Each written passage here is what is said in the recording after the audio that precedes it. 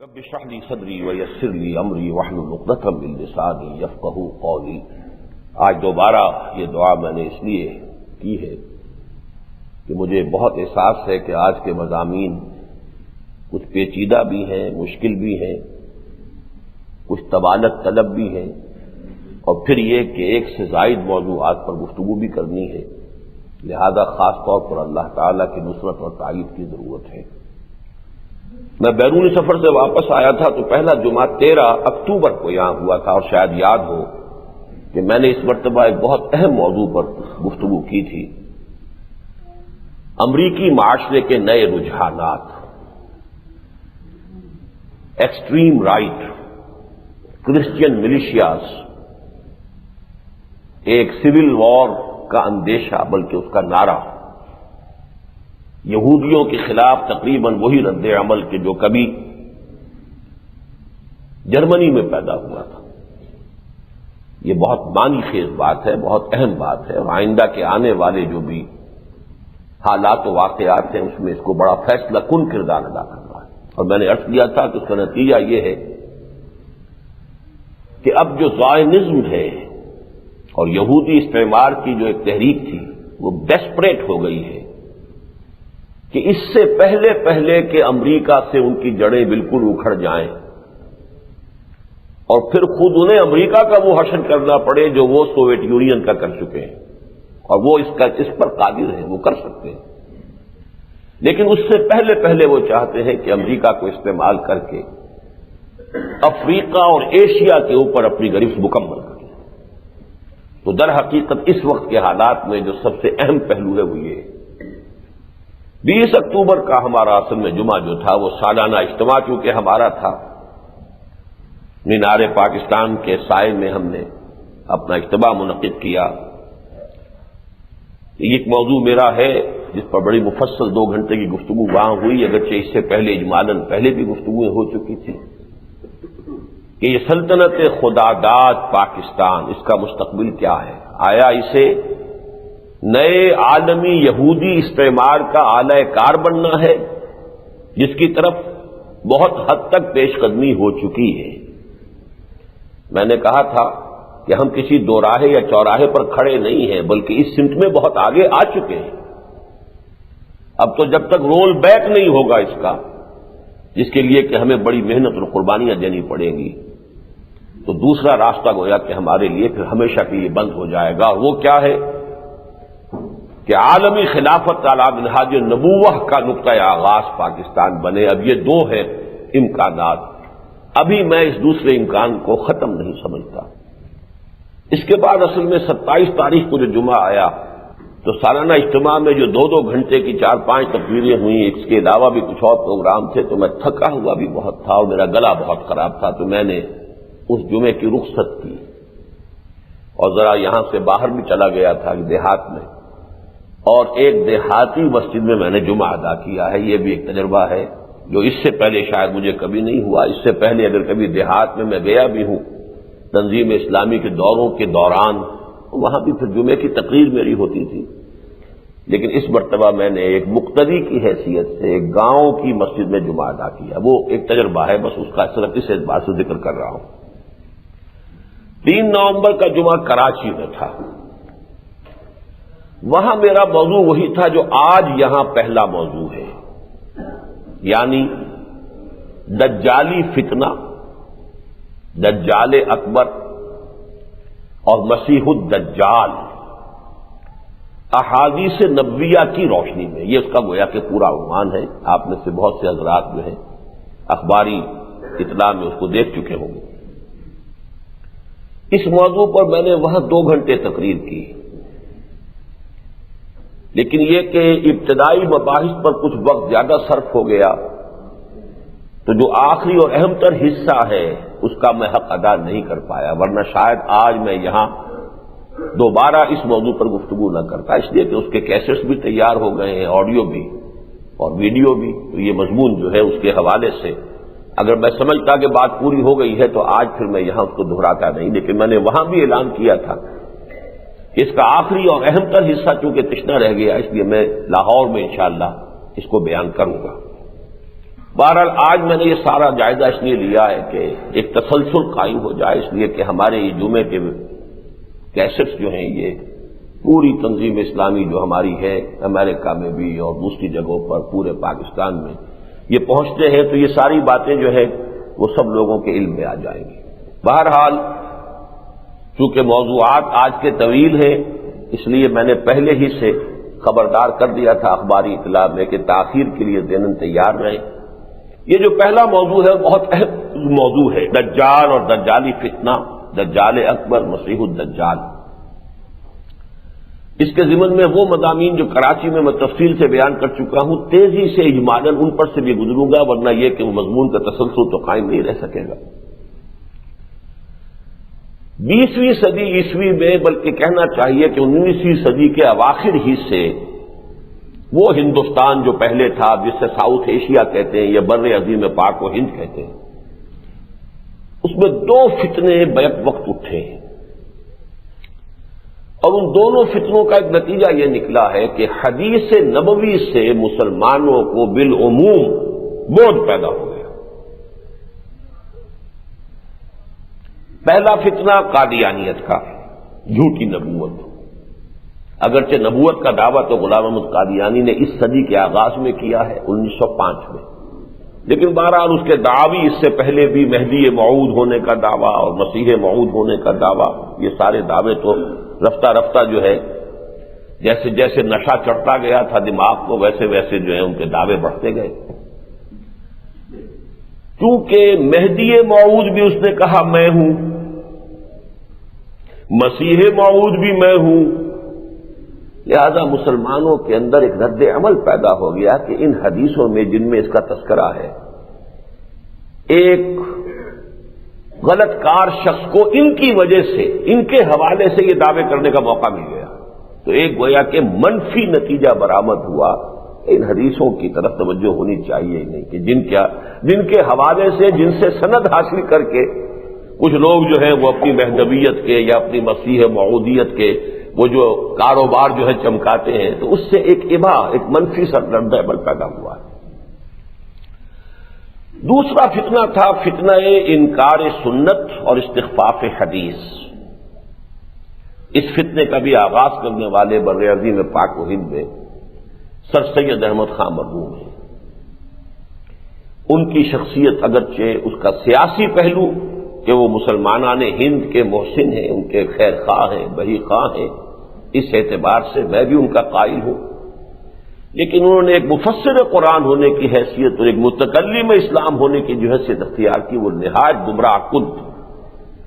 فرشتوں کا انکار، جنات کا انکار، معجزات کا انکار، جس کو نیچریت پھر ہمارے ہاں علماء نے کہنا شروع کیا، اس کی جڑ جو ہے در حقیقت ڈالنے والے، داغ بیل ڈالنے والے سر سید احمد خان مرحوم سے اللہ انہیں معاف کرے۔ پھر ایک مولوی پنجاب میں اٹھ کھڑا ہوا، عبداللہ چکڑالوی۔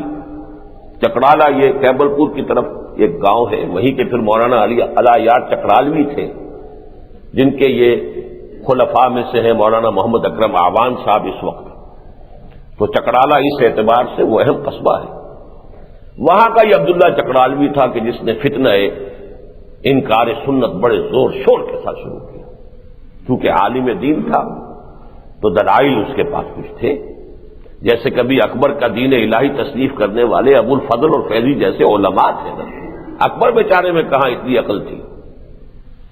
چرخ میں کب یہ سلیقہ ہے ستمگاری کا، یہ ستمگاری کرنے والے تو کچھ اور ہوتے ہیں۔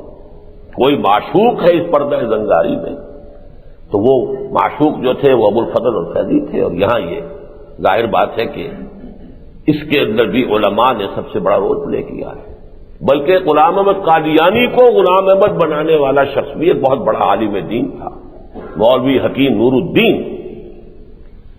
اسی طریقے سے پھر ایک اور یوپی میں کھڑے ہو گئے ایک بہت بڑے عالم دین، اتفاقاً دونوں اہل حدیث تھے، نور الدین بھی اہل حدیث، عبداللہ چکڑالوی بھی اہل حدیث، اسلم جیراج پوری بھی اہل حدیث۔ بہرحال اسلم جیراج پوری صاحب نے بھی اس فتنے کو جو ہے بہت ہوا دی۔ علامہ مشرقی کی تحریروں سے بھی اس کو تقویت حاصل ہوئی، اور اس کے بعد اس کا نقطہ عروج غلام احمد پرویز۔ ان چیزوں کے اثرات ہمارے معاشرے میں بہت پھیلے ہیں، وہ کوئی حلقہ محدود نہیں ہے۔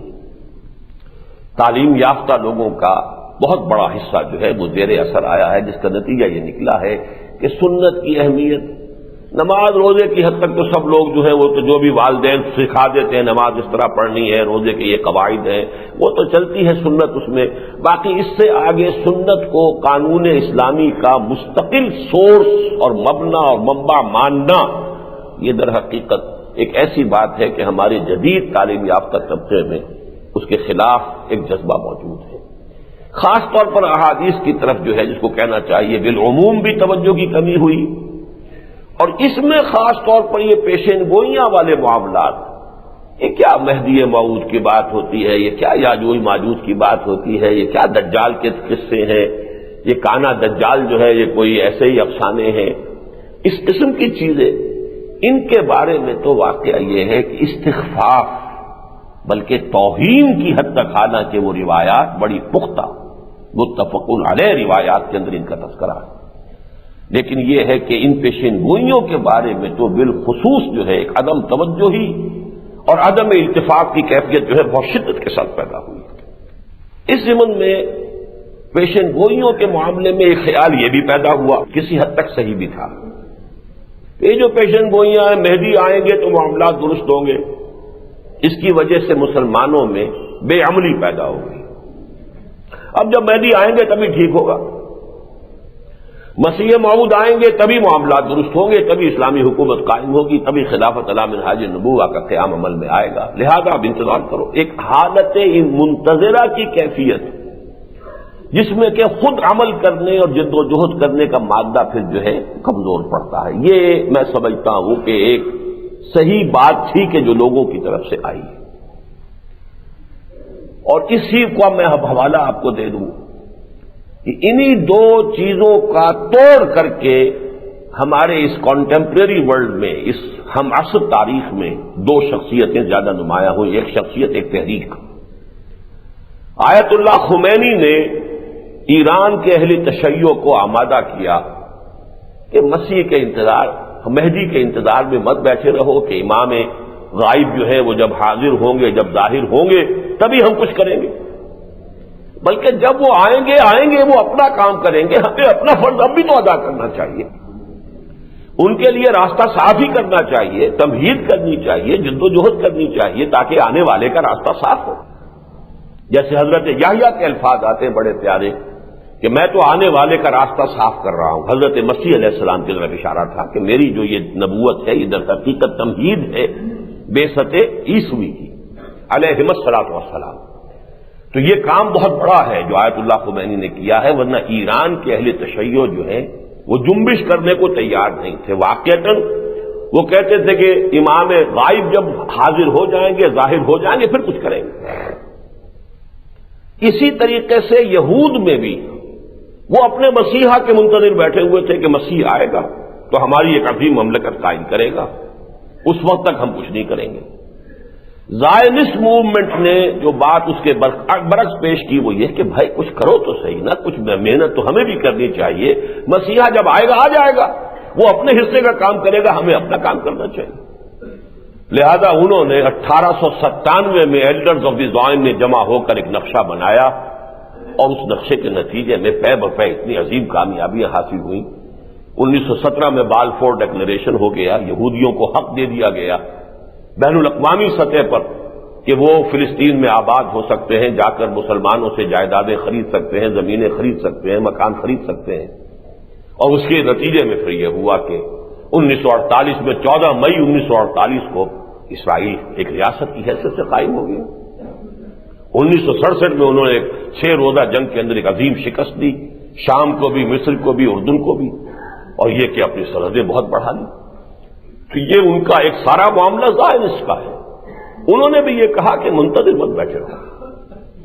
میں اسی کی ایک مثال قرآن سے دینا چاہتا ہوں کہ جو لوگ یہ سمجھتے ہیں کہ ان پیشین گوئیوں کا یہ نتیجہ نکلتا ہے، یہ نتیجہ نکلنے کا امکان تو ہے، لیکن ایک مسلمان کے لیے یہ نتیجہ نہیں نکلنا چاہیے۔ اور پیشین گوئی اگر ایسی ہی کوئی ہلکی شے ہوتی تو میں مثال دے رہا ہوں، قرآن مجید میں سورہ روم کی پہلی 3 آیات کے اندر پیشین گوئی آئی، الف لام میم غلبت الروم فی ادنی الارض وهم من بعد غلبهم سیغلبون فی بضع سنین للہ الامر من قبل ومن بعد ویومئذ یفرح المؤمنون صدق اللہ العظیم. اب اس کا ایک تاریخی پس منظر ہے. بہت عرصے سے دو سپر پاور دنیا کی تھیں، ایران اور روم. سلطنت کسریٰ، سلطنت روما، سلطنت قیصر. تاریخ جھولا جھول رہی تھی. کبھی رومی آگے بڑھتے تھے، ایرانیوں کو پیچھے دھکیل دیتے تھے. کبھی ایرانی آگے بڑھتے تھے، شام اور ایشیائے کوچک پر قبضہ کر کے، اور رومیوں کو یورپ میں دھکیل دیتے تھے. یہ ہوتا رہا. اتفاق یہ ہوا ہے کہ ادھر حضور صلی اللہ علیہ وسلم پر وحی کا آغاز ہوا 610 عیسوی میں. ادھر یہ کہ کسریٰ نے شکست پر شکست دینی شروع کی رومیوں کو، یہاں تک کہ 614 میں حضور کی بعثت کے تقریباً 5ویں برس ایک بڑی زبردست شکست دی ایرانیوں نے، مجوسیوں نے رومیوں کو. بیت المقدس پر قبضہ کر لیا. ان کا جو سب سے بڑا کنیسہ تھا اس کو ختم کیا، برباد کیا. جو ان کے پاس ان کے خیال میں رکھی ہوئی تھی وہ اصل صلیب جس پر حضرت مسیح ان کے عقیدے کے مطابق مصلوب ہوئے تھے وہ لے گئے وہاں سے. ان کی مقدس ترین شے تھی. تو ایک بدترین شکست ہوئی ہے ہرقل قیصر روم کو اس وقت. اس کے نتیجے میں مکے میں اس وقت کشمکش جاری تھی مشرکین کی اور مسلمانوں کی، اہل ایمان کی. لہذا چونکہ ایک قرب اور مناسبت تھی مسلمانوں کو عیسائیوں کے ساتھ، رومی عیسائی تھے، حضرت مسیح کا ذکر قرآن میں ہے. لہذا مشرکین مکہ کو چونکہ مناسبت تھی آتش پرستوں کے ساتھ، وہ بھی مشرک، بتوں کو پوجنے والے اور وہ آگ کو پوجنے والے، بڑی خوشیاں منائی انہوں نے، بڑی بغلیں بجائیں کہ دیکھو مسلمانوں، ہمارے جو ساتھی ہیں، ہمارے جو ہم مشرب ہیں، جو آتش پرست ہیں، انہوں نے تمہارے ساتھیوں کو، تمہارے ہم مشربوں کو، تم اہل کتاب کہتے ہو، ایسی عبرتناک شکست دی. اسی وقت ہوئی تھی ہجرت حبشہ، اور ایک عیسائی نے ہی مسلمانوں کو پناہ بھی دی تھی، اس لیے زیادہ انہیں اس کا غیظ و غضب بھی تھا. تو انہوں نے اس کا خوب جو ہے وہ اس کا ایک پروپیگنڈا ایشو بنایا. ان حالات میں یہ آیات نازل ہوئیں. مسلمانوں کے دل بجھ گئے. سیدھی بات ہے، اثرات ہوتے ہیں، حالات بدلتے ہوئے حالات کے کچھ نہ کچھ اثر تو پڑتے ہیں. لہذا یہ آیات نازل ہوئی، الف لام میم غلبت الروم فی ادنی الارض. ادنا کہتے ہیں قریب ترین سرزمین. جزیرہ نما عرب کے قریب ترین علاقہ کون سا ہے؟ شام عرب، عراق عرب، دونوں ہی عرب ہی کے حصے ہیں.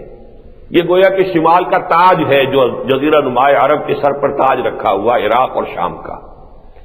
تو فی ادنی الارض غلبت الروم، رومی مغلوب ہو گئے فی ادنی الارض. یہ تو واقعہ ہو گیا.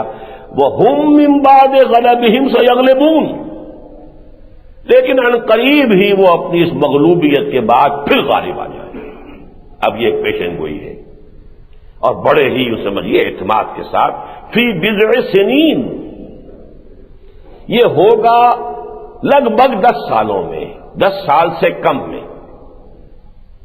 للہ الامر من قبل ومن بعد، معاملہ تو پہلے بھی اللہ کے ہاتھ میں تھا، اللہ کے اختیار میں تھا، بعد میں بھی اللہ کے ہاتھ اور اختیار میں ہے. لیکن بہرحال جو حق مشیت عزتی ہے اس میں کوئی نہ کوئی حکمت تھی کہ اس وقت ان کو شکست ہوئی ہے. لیکن یہ کہ ایک دوسری خوشخبری یہ، ایک خوشخبری تو یہ کہ رومی دوبارہ غالب آ جائیں گے. وَيَوْمَئِذٍ يَفْرَحُ الْمُؤْمِنُونَ، اس دن اہل ایمان کو بھی بہت بڑی خوشی نصیب ہوگی. اس پیشن گوئی کی بنیاد پر حضرت ابو بکر صدیق رضی اللہ تعالیٰ نے امیہ ابن خلف سے شرط کر لی. 3 سال کے اندر اندر رومی جو ہے غالب آ جائیں گے. 10 اونٹوں کی شرط ہو گئی. اگر 3 سال میں غالب نہ آئے تو حضرت ابو بکر 10 اونٹ دیں گے امیہ ابن خلف کو، اور اگر غالب آ گئے تو امیہ شرط ہار گیا، وہ 10 اونٹ دے گا. حضور کو جب اطلاع ہوئی آپ نے فرمایا، اس وقت تک شرط لگانا اور نہ جوا وغیرہ یہ ساری چیزیں حرام نہیں ہوئی تھی. حضور نے فرمایا دیکھو قرآن میں لفظ بضع آیا ہے، اور بضع کا اطلاق عربی زبان میں 10 تک پر ہوتا ہے. لہذا تم اپنی شرط جو ہے وہ 3 سال کی بجائے اس کی مدت کر دو 9 سال، اور یہ کہ اونٹوں کی مقدار بڑھا دو، 100 اونٹ کر دو. لہذا وہ شرط اسی شکل میں تبدیل ہو گئی.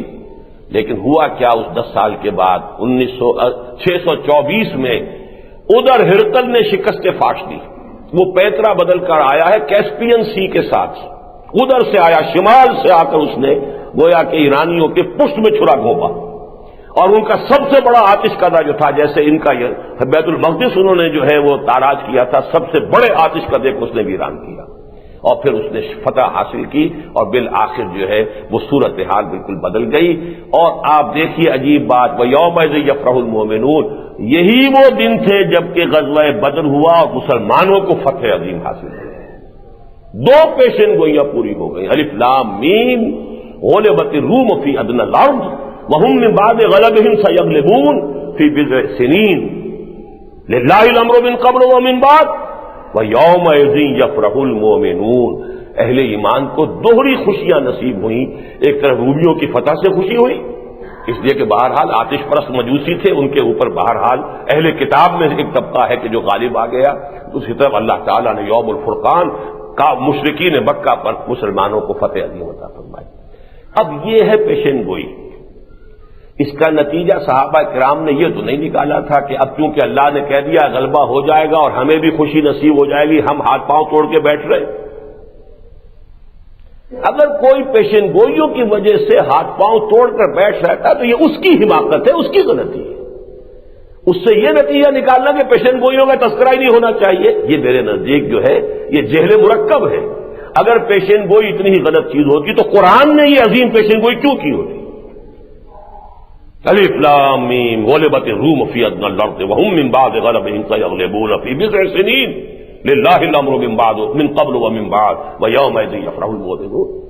تو معلوم ہوا کہ یہ نتیجہ نکلنے کا امکان تو ہے، لیکن یہ انسانوں کی غلطی ہے کہ وہ یہ نتیجہ نکالیں. اصل تو یہ کہ جو حالات پیش آنے والے ہیں ان کی خبریں انبیاء دیتے رہے، اس حوالے سے وہ پیشن گوئیاں ہیں. اور پر انسان غور کرے، ان کو سمجھے. اس کے حوالے سے وہ سرما ہے میری آنکھ کا خاک مدینہ و نجف. ہم اپنی ان آنکھوں کے لیے قرآن مجید سے، حدیث سے، انبیاء کی پیشن گوئیوں سے، انبیاء سابقین کی پیشن گوئیوں سے، محمد الرسول اللہ کی پیشن گوئیوں سے صلی اللہ علیہ وسلم علیہ الصلوۃ والسلام آنے والے حالات کے بارے میں ایک رائے قائم کریں گے، دور دور تک دیکھیں گے. لیکن یہ نہیں ہے کہ اپنے ہاتھ پاؤں توڑ کر بیٹھ رہے، جد و جہد جو ہے وہ کرنا بند کر دیں. ہمیں تو آج جو ہم کر سکتے ہیں وہ کرنا ہے، ہر حال میں کرنا ہے. پھر یہ کہ ان پیشن گوئیوں کے بارے میں یہ یقینی بات نہیں ہے کہ کب ہوگا. یہ تو حضور صلی اللہ علیہ وسلم سے سورہ انبیاء ہی جو اس کی میں نے آیات آج تلاوت کی ہیں ابتدا میں، اسی میں وہ آیات بھی ہیں. وَإِنْ أَدْرِي أَقَرِيبٌ أَمْ بَعِيدٌ مَا تُوعَدُونَ. دیکھو یہ مجھے معلوم نہیں ہے کہ جو میں جس کا وعدہ تم سے کیا جا رہا ہے وہ قریب ہے یا دور ہے، یہ میں نہیں جانتا.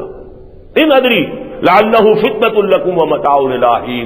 میں یہ بھی نہیں جانتا، ہو سکتا ہے کہ ابھی کچھ اور مہلت تمہیں مل جائے، اللہ تعالیٰ اور تمہاری رسی دراز کر دے، ایک اور لیز آف ایگزسٹنس تمہیں مل جائے، میں نہیں جانتا. یہ بھی ہو سکتا ہے کہ اللہ تعالیٰ رسی جیسے کہ پھانسی والی رسی کھینچ لی جاتی ہے، تمہاری رسی کھینچ لے اور تمہارے لیے عذاب آ جائے. اور یہ بھی ہو سکتا ہے اللہ تمہاری رسی دراز کر دے، ابھی ایک فریش لیز آف ایگزسٹنس تمہیں دے دے، میں نہیں جانتا. تو ٹائم ٹیبل جو ہے وہ یقینی بات نہیں ہے، لیکن ان حالات کا کہ جن کی صحیح احادیث میں جن کا تذکرہ موجود ہو، ان سے عدم التفات، بے اعتنائی برتنا میرے نزدیک تو ایک طرح سے حدیث رسول کی توہین ہے. اور حدیث رسول کی توہین در حقیقت خود محمد الرسول اللہ کی توہین ہے صلی اللہ علیہ وسلم. یہ بھی میں آپ کو بتاتا چلوں کہ جب یہ فتح ہو گئی اور شکست جو وہ شرط جو تھی، تو امیہ ابن خلف نے پھر 100 اونٹ دیے. امیہ ابن خلفہ یا کوئی اور نام تھا، اس نے 100 اونٹ دیے.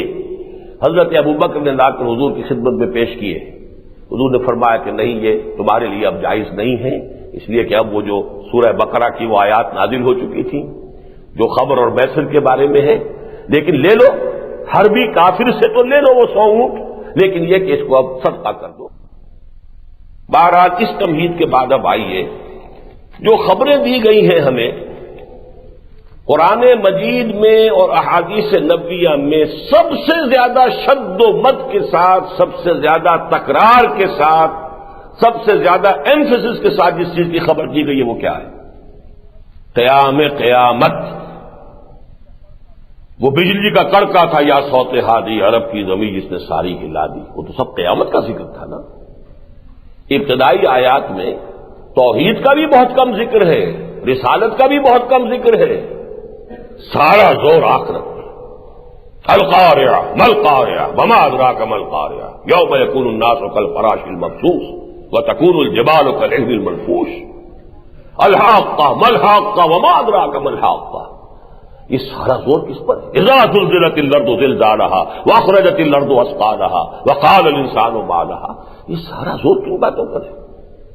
قیامت آئے گی، اسی لیے آیا ہے عما یتساءلون عن النبأ العظیم الذی ھم فیہ مختلفون۔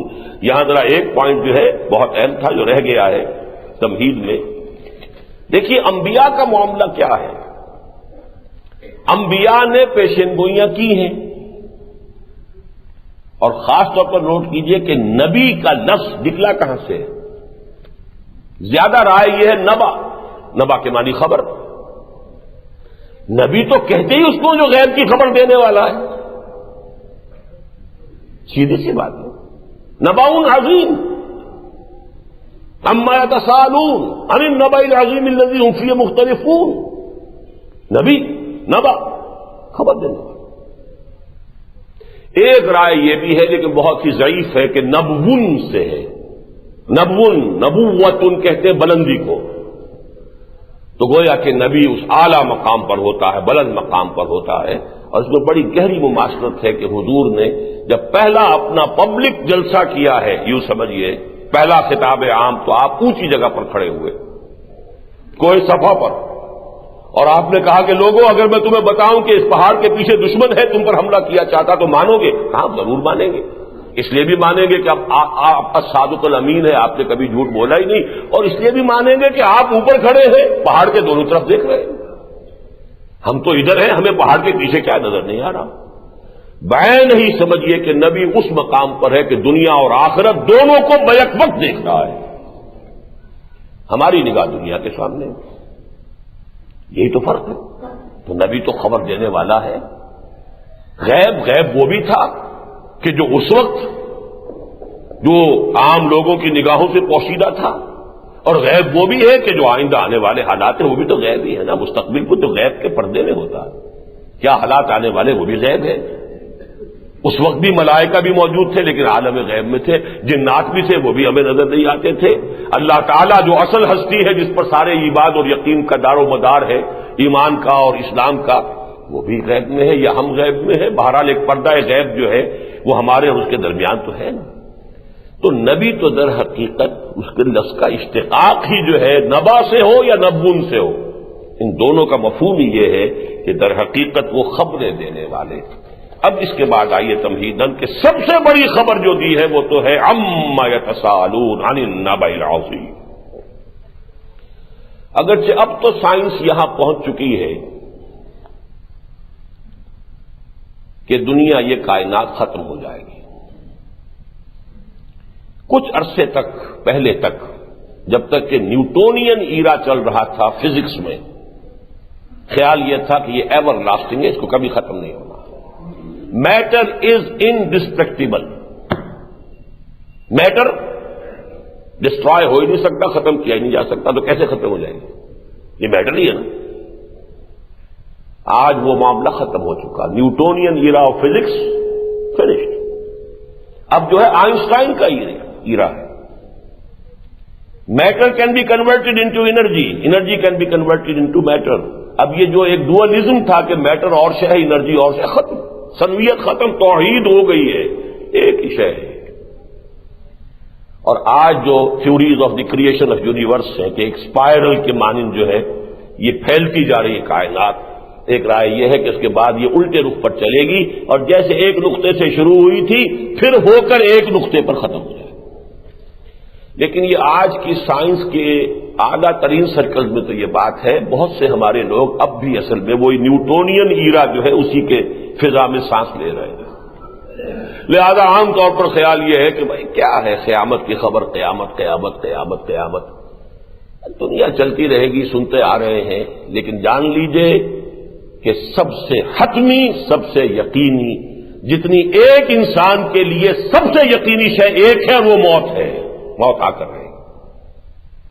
اسی طریقے سے اس کائنات کی سب سے عظیم، سب سے قطعی شدنی حقیقت قیامت ہے۔ لیکن ذرا نوٹ کر لیجئے، اس قیامت کا جو لفظ ہم استعمال کرتے ہیں اس میں بھی یہ غلط العام ہے۔ جسے قیامت ہم کہہ دیتے ہیں وہ اصل میں 3 ادوار کا نام ہے۔ 3 مرتبہ سور میں پھونکا جائے گا، نفخہ اولا، نفخہ فزع، پوری کائنات میں ہلچل مچ جائے گی۔ زلزلۃ الساعہ جس کو کہا گیا، اس کے لیے لفظ ہے ساعہ۔ پہلا سور جب پھونکا جائے گا اسے قیامت نہیں کہتے، الساعہ۔ یا ایھا الناس اتقوا ربکم ان زلزلۃ الساعۃ شیء عظیم یوم ترونها تذهل كل مرضعة عما ارضعت وتضع كل ذات حمل حملها وترى الناس سكارى وما هم بسكارى ولكن عذاب الله شديد۔ الساعة یا القارعہ ما القارعہ، یہ سب الساعہ ہے۔ والساعة أدهى وأمر، بڑی کڑوی شے ہے، بہت بڑا زلزلہ آنے والا ہے۔ یہ جو پہاڑ ہیں روئی کے گالوں کی طریقے سے چل رہے ہوں گے، یہ ساری کیفیات ساعہ کی ہے، قیامت کی نہیں ہے۔ پہلا نفخہ، نفخہ اولا، نفخہ فزع، الساعہ۔ کتنے عرصے کے بعد دوسرا نفخہ ہوگا ہم نہیں جانتے، اس کو کہتے ہیں نفخہ صاعق۔ سب بے ہوش بے جان ہو کر گر جائیں گے۔ وَنُفِخَ فِي الصُّورِ فَصَعِقَ مَن فِي السَّمَاوَاتِ وَمَن فِي الْأَرْضِ إِلَّا مَن شَاءَ اللَّهُ۔ یہ جو صاعق ہے یہ صرف انسانوں پر نہیں، انسانوں پر، جنوں پر، کل کائنات پر، فرشتوں پر، سوائے ان چند فرشتوں کو جنہیں اللہ مستثنیٰ کر دے، اس لیے کہ من فی السماوات ومن فی الارض۔ وَنُفِخَ فِي الصُّورِ فَصَعِقَ مَن فِي السَّمَاوَاتِ وَمَن فِي الْأَرْضِ إِلَّا مَن شَاءَ اللَّهُ۔ اس کے کتنے عرصے کے بعد پھر نفخہ ثالثہ ہوگا، وہ ہے نفخہ قیامہ۔ ثُمَّ نُفِخَ فِيهِ أُخْرَىٰ فَإِذَا هُمْ قِيَامٌ يَنظُرُونَ۔ پھر وہ تیسری مرتبہ جب سور پھونکا جائے گا تو سب کھڑے ہوں گے دیکھتے ہوئے، اپنی قبروں سے نکل آئیں گے، من الاجداث سے دوڑتے ہوئے آئیں گے، اور وہ جو بھی اللہ تعالیٰ کی طرف سے میدان مقرر ہے حشر کا ادھر دوڑ رہے ہوں گے۔ یہ ہے قیامہ۔ ہم قیامت عام طور پر ساعت کو کہہ دیتے ہیں، تو الساعہ یہ نفخہ اولا ہے، پھر نفخہ ثانیہ نفخہ صاعق ہے، پھر نفخہ ثالثہ ہے کہ جس میں فَإِذَا هُمْ قِيَامٌ يَنظُرُونَ۔ یہ قیامت حضور صلی اللہ علیہ وسلم نے فرمایا ہے کہ بہت قریب ہے، بہت قریب ہے، بہت قریب ہے۔ اور اس کے قرب کے لیے سب سے نمایاں بات جو حضور نے فرمائی وہ کیا تھی؟ بُعِثْتُ أَنَا وَالسَّاعَةُ كَهَاتَيْنِ۔ حضرت انس سے مروی ہے رضی اللہ تعالیٰ عنہ یہ جو آیت، متفق علیہ حدیث، صحیح بخاری صحیح مسلم دونوں میں۔ بُعِثْتُ أَنَا وَالسَّاعَةُ كَهَاتَيْنِ، اس طرح جڑا ہوا ہوں میں اور قیامت، یعنی میرے اور قیامت کے درمیان فصل نہیں ہے، دونوں انگلیوں کو آپ نے جوڑ کر کہا۔ اس کا ایک مطلب یہ ہے کہ میں آخری رسول ہوں، میرے بعد کوئی نبی نہیں، کوئی رسول نہیں، تم آخری امت ہو، انا آخر المرسلین وانتم آخر الامم، یہ بھی اس کا مفہوم ہے۔ لیکن ایک وہ جو زمانے کے اعتبار سے قرب ہے، اس لیے کہ اللہ تعالیٰ کا تو ایک دن جو ہے 1000 برس کا ہے، وَإِنَّ يَوْمًا عِندَ رَبِّكَ كَأَلْفِ سَنَةٍ مِّمَّا تَعُدُّونَ۔ 1.5 دن کی بات ہوئی ہے، حضور صلی اللہ علیہ وسلم کی بات 1.5 دن کی بات ہے۔ یہ ایک اور حدیث ہے لیکن میں اس موضوع پر تفصیل میں نہیں جاؤں گا ورنہ میرا اپنا آج کا موضوع رہ جائے گا، پھر کبھی سے اس پر گفتگو ہوگی۔ پھر آپ نے یہ بھی فرمایا، ایک اور حدیث ہے ترمذی میں، بُعِثْتُ فِي نَفْسِ السَّاعَةِ فَسَبَقْتُهَا كَمَا سَبَقَتْ هَٰذِهِ۔ آپ نے فرمایا ان دونوں انگلیوں میں سے جتنی یہ آگے نکلی ہوئی ہے اس انگلی سے، بس اتنا ہی میں پہلے آ گیا ہوں، ورنہ میں تو در حقیقت قیامت ہی میں پیدا کیا گیا ہوں۔ قیامت اتنی قریب ہے، اتنی یقین ہے، اتنی شدنی ہے، اتنی پاس آ چکی ہے کہ کوئی اب فصل نہیں ہے، اب کوئی وقفہ نہیں ہے، بلکہ کہہ سکتا ہوں میں کہ بُعِثْتُ، کہ میں تو انما بُعِثْتُ فِي نَفْسِ السَّاعَةِ، صرف یہ ہے کہ جیسے یہ انگلی آگے کو نکلی ہوئی ہے، اس سے بس اتنا کچھ میں نے سبقت کی ہے۔ ان کے حوالے سے ذرا اب ان آیات مبارکہ کو جو میں نے آج تلاوت کی تھی سورہ انبیاء کی، ان پر تھوڑی سی ایک نظر ڈال لیجئے۔ اقترب للناس حسابهم وهم فی غفلۃ معرضون، لوگوں کے لیے ان کا حساب قریب آ چکا ہے، لیکن وہ اپنی غفلت میں اعراض کیے جا رہے ہیں، پہلوتے ہی کیے جا رہے ہیں، قیامت کی بات بھی سننے کو تیار نہیں۔ ما یاتیہم من ذکر من ربہم محدث الا استمعوہ وہم یلعبون، نہیں آتی ان کے پاس کوئی بھی نصیحت، کوئی یاد دہانی ان کے رب کے پاس سے نئی سے نئی یاد دہانی آ رہی ہے، آیات پر آیات اتر رہی ہیں، سورتوں کے بعد سورتیں نازل ہوئی چلی جا رہی ہیں۔ ان کا حال یہ ہے کہ ما یاتیہم من ذکر من ربہم محدث الا استمعوہ وہم یلعبون، وہ سنتے تو ہیں بظاہر کان لگا کر، لیکن اصل میں استہزاء کرتے ہوئے، کھیلتے ہوئے، تمسخر کرتے ہوئے، توجہ نہیں ہے، they are not taking it seriously. لاہیۃ قلوبہم، ان کے دل جو ہے لہو و لعب کے اندر پڑے ہوئے ہیں، عیش و عشرت کے اندر منہمک ہیں۔ واسب النجویٰ، اب دیکھیے نقشہ کھینچا گیا ہے۔ اس وقت بھی ایسا ہوتا تھا نا کہ 4 دوست ہیں، 8 دوست ہیں، بیٹھے ہوئے ہیں، گپ بازی ہو رہی ہے، ان میں سے کوئی 1-2 جو ہے انہوں نے کوئی نئی آیات قرآن کی سنی ہے، کچھ متاثر ہو گئے، بھئی یہ بات تو قابل غور ہے جو محمد نے اب سنائی ہے صلی اللہ علیہ وسلم، تو وہ آپس میں کیا کہتے تھے؟ واسب النجویٰ، اپنی تنہائیوں میں، اپنی علیحدہ میٹنگز میں وہ کیا کہتے ہیں؟ الذین ظلموا، وہ ظالم لوگ، هل هذا الا بشر مثلکم، یہ بھی تو تمہاری طرح کا ایک انسان ہے، کیوں اس کی دی ہوئی خبروں کو مانتے ہو؟ کیا اسے حق پہنچ گیا ہے کہ وہ غیب کی خبریں سنائے تمہیں؟ کون سا ذریعہ اس کے پاس ہے؟ هل هذا الا بشر مثلکم، اب دیکھیے اس میں پوری ذہنیت موجود ہے، منکرین حدیث والی پوری ذہنیت اس جملے میں موجود ہے کہ محمد بس جیسے بشر ہوتے ہیں، بلکہ کچھ لوگوں نے لفظ استعمال کیا جیسے چٹھی رساں کا کام یہ ہے کہ چٹھی لا کے آپ کو دے دے، بس قرآن لا کے دے دینا محمد کا کام تھا، اللہ اللہ خیر صلی اللہ، باقی ہم جانے، قرآن جانے، ہم سمجھیں گے، ہم غور کریں گے، قرآن پہنچا دینے کا ذمہ تھا، اس کے سوا تو ان کی کوئی ذمہ داری نہیں، اس کے سوا ان کی کوئی اہمیت نہیں، ان کے سوا ان کا کوئی مرتبہ نہیں، کوئی مقام نہیں۔ ہاں اپنے زمانے میں وہ مسلمانوں کے امیر بھی تھے، اس لیے قرآن میں کہا گیا کہ اطاعت کرو، مطلب ہے امیر کی اطاعت کرو۔ اب آئندہ جو بھی امیر ہوگا، جو مرکز ملت ہوگا، یہ اصطلاح ہے جو وضع کی تھی غلام احمد پرویز نے، جو مرکز ملت ہوگا، جو حکومت بنے گی، وہ جو چاہے گی قرآن کو انٹرپریٹ کرے گی، جو نئے سے نیا مفہوم چاہے گی نکالے گی اور اس کو نافذ کرے گی۔ محمد الرسول اللہ کی تشریحات، توضیحات، آپ نے جو کچھ بیان کیا ہے اس سے وہ کوئی مستقل نہیں ہے، دائمی نہیں، یہ ہے اصل میں وہ ذہنیت۔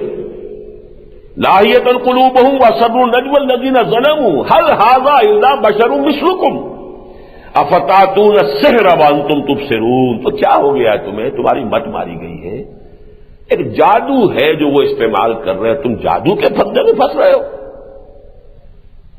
جیسے جادو کے جنتر منتر میں بھی کوئی تاثیر ہو جاتی ہے، ایسے ہی محمد جو تمہیں یہ آیات سناتے ہیں، کہتے ہیں کہ قرآن مجھ پر اللہ کی طرف سے نازل ہوا، اس کی تاثیر ہو جاتی ہے وقتی طور پر، جیسے نظر بندی ہو جاتی ہے، ایسے ہی تمہارے دلوں کے اوپر جو ہے کچھ تھوڑا سا اثر اس کلام کا ہو جاتا ہے۔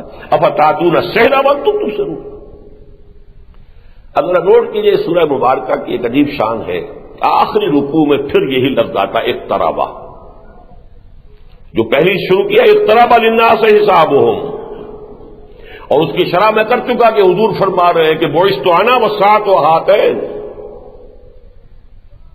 انما بعثت فی نفس الساعہ، میں تو خود قیامت ہی میں گویا کہ بھیجا گیا ہوں، اتنا قریب ہے وہ قیامت کا معاملہ۔ بہرحال اس کے بارے میں آخری میں فرمایا حتی اذا فتحت یاجوج وماجوج وهم من کل حدب ینسلون، یہاں تک کہ جب وہ وقت آ جائے گا کہ یاجوج و ماجوج کھول دیے جائیں گے اور ہر اونچائی پر سے پھسلتے ہوئے نظر آئیں گے۔ اب یہ قرب قیامت کا کوئی نقشہ ہے جو قرآن نے کھینچا؟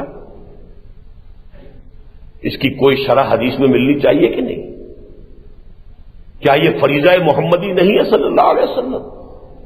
انا انزلنا الیک الذکر لتبین للناس ما نزل الیہم، اے محمد ہم نے آپ پر یہ قرآن نازل کیا یا ذکر نازل کیا تاکہ جو کچھ لوگوں کے لیے ہم نے اتارا ہے آپ اسے واضح کریں ان کے لیے۔ قرآن مجید میں 2 جگہ یاجوج و ماجوج کا ذکر ہے، سورہ کہف میں ہے ان یاجوج و ماجوج مفسدون فی الارض، یا یہ کہ سورہ انبیاء کے اندر ہے حتی اذا فتحت یاجوج و ماجوج وهم من کل حدب ینسلون واقترب الوعد الحق، اس وقت قریب آ جائے گا وہ حق سچا وعدہ، قیامت کا وہ وعدہ قریب آن لگے گا۔ معلوم ہوتا کہ عین قریب قیامت یہ یاجوج و ماجوج کا معاملہ ہونے والا ہے۔ فَإِذَا هِيَ شَاخِصَةٌ أَبْصَارُ الَّذِينَ كَفَرُوا، اس وقت کافروں کی نگاہیں گڑی کی گڑی رہ جائیں گی، ٹنگی کی ٹنگی رہ جائیں گی، جیسے خوف کی کیفیت ہوتی ہے، آنکھیں پترا جاتی، کسی ایک جگہ جمی رہ جاتی، ادھر سے ادھر آنکھ حرکت نہیں کرتی، مبہوت ہو کر انسان جو ہے کسی جگہ ٹکٹکی بن جاتی ہے اس کی۔ فَإِذَا هِيَ شَاخِصَةٌ أَبْصَارُ الَّذِينَ كَفَرُوا، اس وقت وہ کہیں گے، آج مذاق اڑا رہے ہیں، استہزاء کر رہے ہیں، حدیثوں کا استخفاف کر رہے ہیں، ان کا مذاق اڑا ہے، کہاں یہ مہدی وہدی، کیا یہ دجال وجال کے قصے، چھوڑو دفع کرو، ان باتوں کی کوئی اہمیت نہیں ہے، ان کی طرف توجہ کرنا۔ اور میں آپ سے عرض کر دوں، برا نہ مانے، جدید پڑھے لکھے لوگوں کے علاوہ میں نے تو خود بہت سے علماء کے ساتھ گفتگو کی ہے کہ جو اس انداز میں بات کرتا، یہ زہر کہاں تک سرایت کر چکا ہے اس کا مجھے اندازہ ہوا ہے بعض علماء کی گفتگو سے۔ ان چیزوں کو لا یعبا بہ، کوئی ان کی طرف کوئی توجہ نہیں۔ پھر یہ کہ کیا اس کا کہ وہ توجیہ کرتے ہیں کہ پورے ابواب، کتاب الفتن، کتاب الملاحم، کتاب و اشراط الساعہ، حدیث کے اندر پورے ابواب، دجال اور اس کی صفات اور اس کے حالات پورا باب، ابن سیاد کا پورا جو قصہ ہے، تمیم داری کی لمبی طویل حدیث، یہ ساری باتیں کائے کے لیے پھر؟ کیا حضور صلی اللہ علیہ وسلم معاذ اللہ ثم معاذ اللہ بیکار کی باتیں کرتے تھے؟ کیا حضور کے پاس کوئی وقت بہت ہی فاضل تھا بیکار کی باتوں میں ضائع کرنے کے لیے؟ معاذ اللہ ثم معاذ اللہ۔ محدثین پر آپ کا کیا اعتماد ہوا؟ انہوں نے کہا کہ یہ چیزیں جو ہیں ایسے ہی اگر ٹھیکرے تھے اور کنکرے تھے تو کیوں انہوں نے جمع کر کے حدیث کی کتابوں میں جمع کر دی؟ بہرحال وہ تو میں عرض کر چکا ہوں کہ یہ 20ویں صدی کے ہمارے فتنوں میں سے ایک فتنہ ہے۔ اب آپ سمجھئے کہ قیامت کا تو ذکر جو ہے قرآن مجید کی، سمجھئے کہ اہم ترین خبروں میں سے ہے، اس سے قبل کیا ہونا ہے یہ ذرا درجے وار پہلے سمجھ لیجیے۔ تمہیداً میں یہ عرض کر دوں کہ میں کئی اجتماعات میں، جلسوں میں وہ حدیثیں بیان کر چکا ہوں کہ جن میں حضور کے دور سے آگے مستقبل کی طرف ادوار بیان کیے گئے۔ حضرت نعمان بن بشیر رضی اللہ تعالیٰ عنہ کی حدیث، پہلا دور نبوت، دوسرا دور خلافت علی منہاج النبوہ یعنی خلافت راشدہ، تیسرا دور مسلمانوں کی ملوکیت ملکن عاضن، چوتھا دور غیروں کی غلامی ملکن جبرین، پانچواں دور پھر خلافت راشدہ علی منہاج النبوہ۔ یہ اس حدیث میں بتائیں کہ نہیں بتائیں؟ اور یہ کتنی مرتبہ یہاں بھی بیان ہو چکی ہیں حدیثیں۔ آج میں ذرا ریورس آرڈر میں چل رہا ہوں۔ اس ساہ کے بعد میں نے 3 ادوار گنا دیے، ساہ، نفخہ اولا، نفخہ ثانیہ، نفخہ ثالثہ، قیامہ۔ لیکن اس سے پہلے کیا ہے؟ بہت سے لوگوں کے ذہن میں شاید یہ بات نہ ہو اور بہت چونک اٹھیں، قیامت سے پہلے ایک دور اس دنیا پر ایسا آئے گا اسلام اور ایمان کا بالکل خاتمہ ہو جائے گا، کفر اور شرک ہی شرک سے پوری دنیا بن جائے گا۔ حالانکہ آج تک جو کچھ ہم نے بیان کیا اس سے شاید آپ کو یہ مغالطہ ہو گیا ہو کہ آخری دور تو خلافت علی منہاج النبوہ کا ہے، پوری دنیا کے اوپر اللہ کے دین کا غلبہ ہوگا، لیکن اس کے بعد پھر کچھ ہونے والا ہے، اس کو ان حدیثوں سے سمجھیے۔ ایک حدیث مسلم شریف کی حضرت انس ابن مالک سے، حضور نے فرمایا لا تقوم الساعة حتى لا يقال في الارض اللہ اللہ، اور ایک روایت انہی سے لا تقوم الساعة على احد يقول اللہ اللہ، اس دنیا میں جب تک ایک انسان بھی اللہ کا نام لیوا، اللہ اللہ کہنے والا ہے، قیامت نہیں آ سکتی۔ دوسری حدیث مسلم کی روایت ہی ہے حضرت عبداللہ ابن مسعود سے لا تقوم الساعة الا على شرار الخلق، ساعہ کھڑی نہیں ہوگی. اب دیکھیے ان دونوں حدیثوں میں ساعہ کا لفظ آیا، قیامت کا نہیں آیا ہے. اس کی وضاحت میں کر چکا ہوں. نفخہ اولا کے بعد ساعت ہے، نفخہ ثانیہ کے بعد پھر وہ بے ہوشی ہے، اور نفخہ ثالثہ کے بعد قیامت ہے. فَإِذَا هُمْ قِيَامٌ يَنظُرُونَ. لیکن اس سے پہلے ایک دور آئے گا کہ پوری دنیا میں ایمان، اسلام کا، نیکی کا، خیر کا، بھلائی کا کوئی ذرہ نہیں رہے گا، کفر اور شرک ہو. اس سے پہلے دور آئے گا جبکہ پوری دنیا پر اللہ کا دین غالب ہو جائے گا. ان حدیثوں میں آج نہیں جا رہا، اس لیے کہ وہ نعمان ابن بشیر کی حدیث بارہا سنا چکا ہوں، حضرت ثوبان کی روایت بارہا بیان کر چکا ہوں.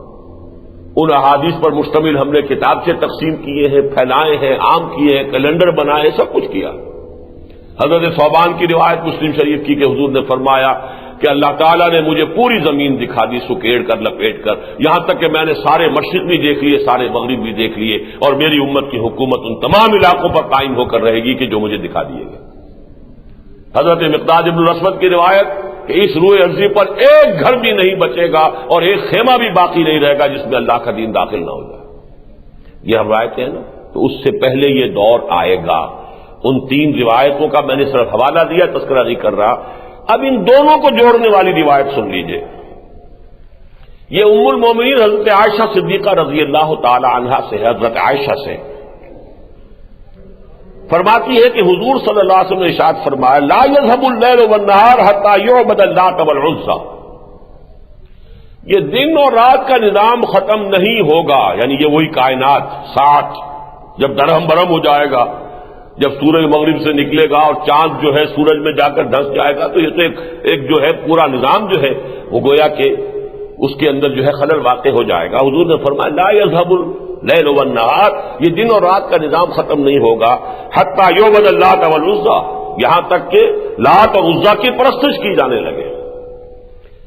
ام المومنین فرماتی ہیں میں نے حیران ہو کر فقلت، تو میں نے ایک سوال کیا، میں نے عرض کیا یا رسول اللہ كنت لأظن حين أنزل الله هو الذي أرسل رسوله بالهدى ودين الحق ليظهره على الدين كله أن ذلك تاما. اللہ کے رسول جب یہ آیت اتری تھی هو الذي أرسل رسوله بالهدى ودين الحق ليظهره على الدين كله، تو میں نے تو یہ سمجھا تھا کہ جب یہ صورت ہو جائے گی تو پھر ہمیشہ رہے گی، کبھی ختم نہیں ہوگی، تا قیامت یہی شکل رہے گی، دین کا غلبہ ہی رہے گا، نظام خلافت ہی جو ہے وہی ذوفشاں رہے گا پورے ارضی پر. ان ذالک تاما، میں نے تو یہ سمجھا تھا. حضور نے فرمایا نہیں، قال انہ سیکون من ذالک ما شاء اللہ، یہ تو ہوگا، اللہ کے دین کا غلبہ بھی ہوگا، خلافت علی منہاج النبوہ پورے روئے ارضی پر قائم ہوگی. انہ سیکون من ذالک ما شاء اللہ ثم یبعث اللہ ریحا طیبۃ، پھر اللہ تعالیٰ ایک بڑی خوشگوار ہوا چلائے گا. غور سے سنیے، فتوفى كل من كان في قلبه مثقال حبة من خردل من الایمان، تو جس شخص کے دل میں رائی کے دانے کے برابر بھی ایمان ہوگا اس کے اوپر موت کی نیند طاری ہو جائے گی. وہ ایک خاص اللہ کی ایک رحمت ہے کہ اہل ایمان کو ساعت کے شدائد سے بچا لیا جائے گا. ان زلزلۃ الساعۃ شیء عظیم، اہل ایمان کو وہ سختیاں اللہ نہیں دکھائے گا، بلکہ اس سے پہلے ایک ایسی ہوا چلائے گا. بلکہ بعض احادیث میں آتا ہے کہ کوئی شخص، کوئی صاحب ایمان اگر کسی کھو میں جا کر چھپ گیا، وہاں پر بھی یہ جو ہے یہ ہوا جو ہے پہنچ جائے گی. انہ سیکون من ذلک ما شاء اللہ ثم یبعث اللہ ریحا طیبۃ فتوفى كل من كان في قلبه مثقال حبة من خردل من ایمان فیبقى من لا خیر فیہ، پھر دنیا میں صرف وہی لوگ رہ جائیں گے جن میں کوئی خیر سرے سے نہیں ہوگا. فیرجعون الی دین آبائہم، اور وہ اپنے آباء و اجداد کے دین کی طرف پلٹ جائیں گے. کوئی آگ کو پوجنے لگے گا، کوئی جو ہے وہ لات اور عزیٰ کو پوجنے لگے گا. تو یہ ہے وہ دور. اب نوٹ کر لیجئے اس کو. ساعہ، اس سے پہلے تمام اہل ایمان کے ختم ہو جانے کے بعد ایک دور ایسا کہ اس میں صرف کافر اور مشرک رہ جائیں گے جن پر ساعت قائم ہوگی. اس سے پہلے دین حق کا غلبہ، لیظہرہ علی الدین کلہ، عالمی خلافت علی منہاج النبوہ۔ لیکن اس سے پہلے جو ہونا ہے اب یہ ہے جو تلخ باب ہے، جو اب یوں سمجھ لیجئے جس دور کی چوکھٹ پر ہم پہنچ چکے ہیں۔ ہر مکان کی ایک دہلیز ہوا کرتی تھی، مکان میں داخل ہونے سے پہلے آپ دہلیز میں جاتے تھے۔ اچھی طرح سن لیجئے میری بات، اس دور کی دہلیز تک آج نوع انسانی پہنچ چکی ہے۔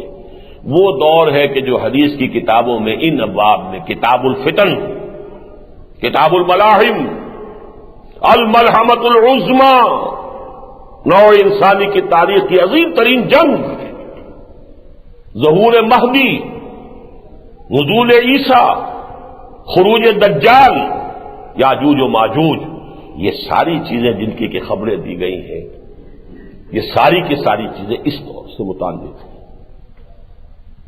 چنانچہ اس میں خاص طور پہ دجال کے بارے میں 2 حدیثیں سن لیجئے۔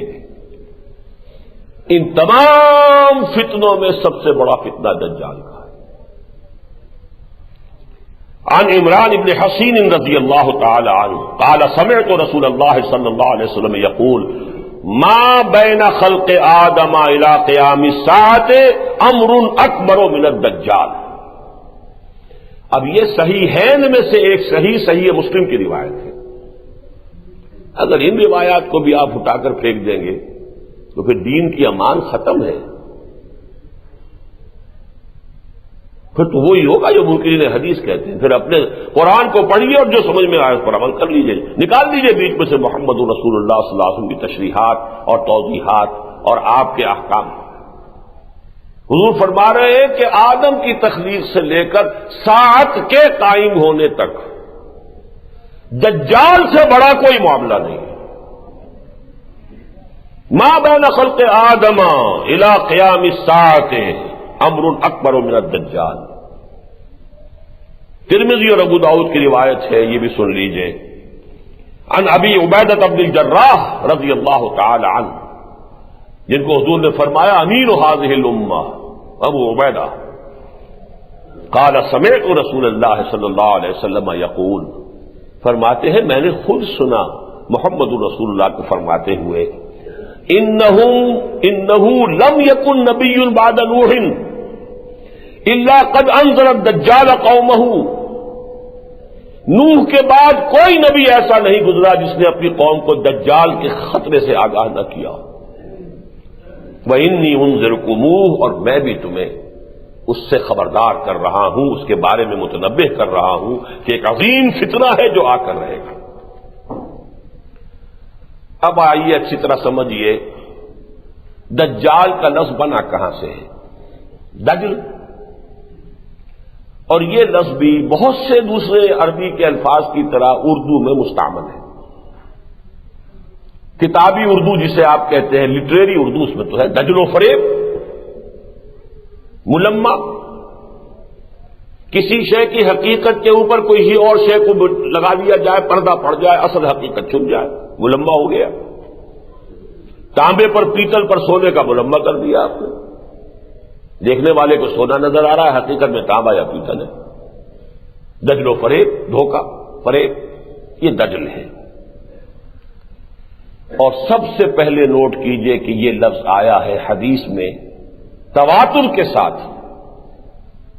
ایسے لوگوں کے لیے جو نبی نہیں ہوں گے، نبوت کا دعویٰ کریں گے، دجال ہوں گے۔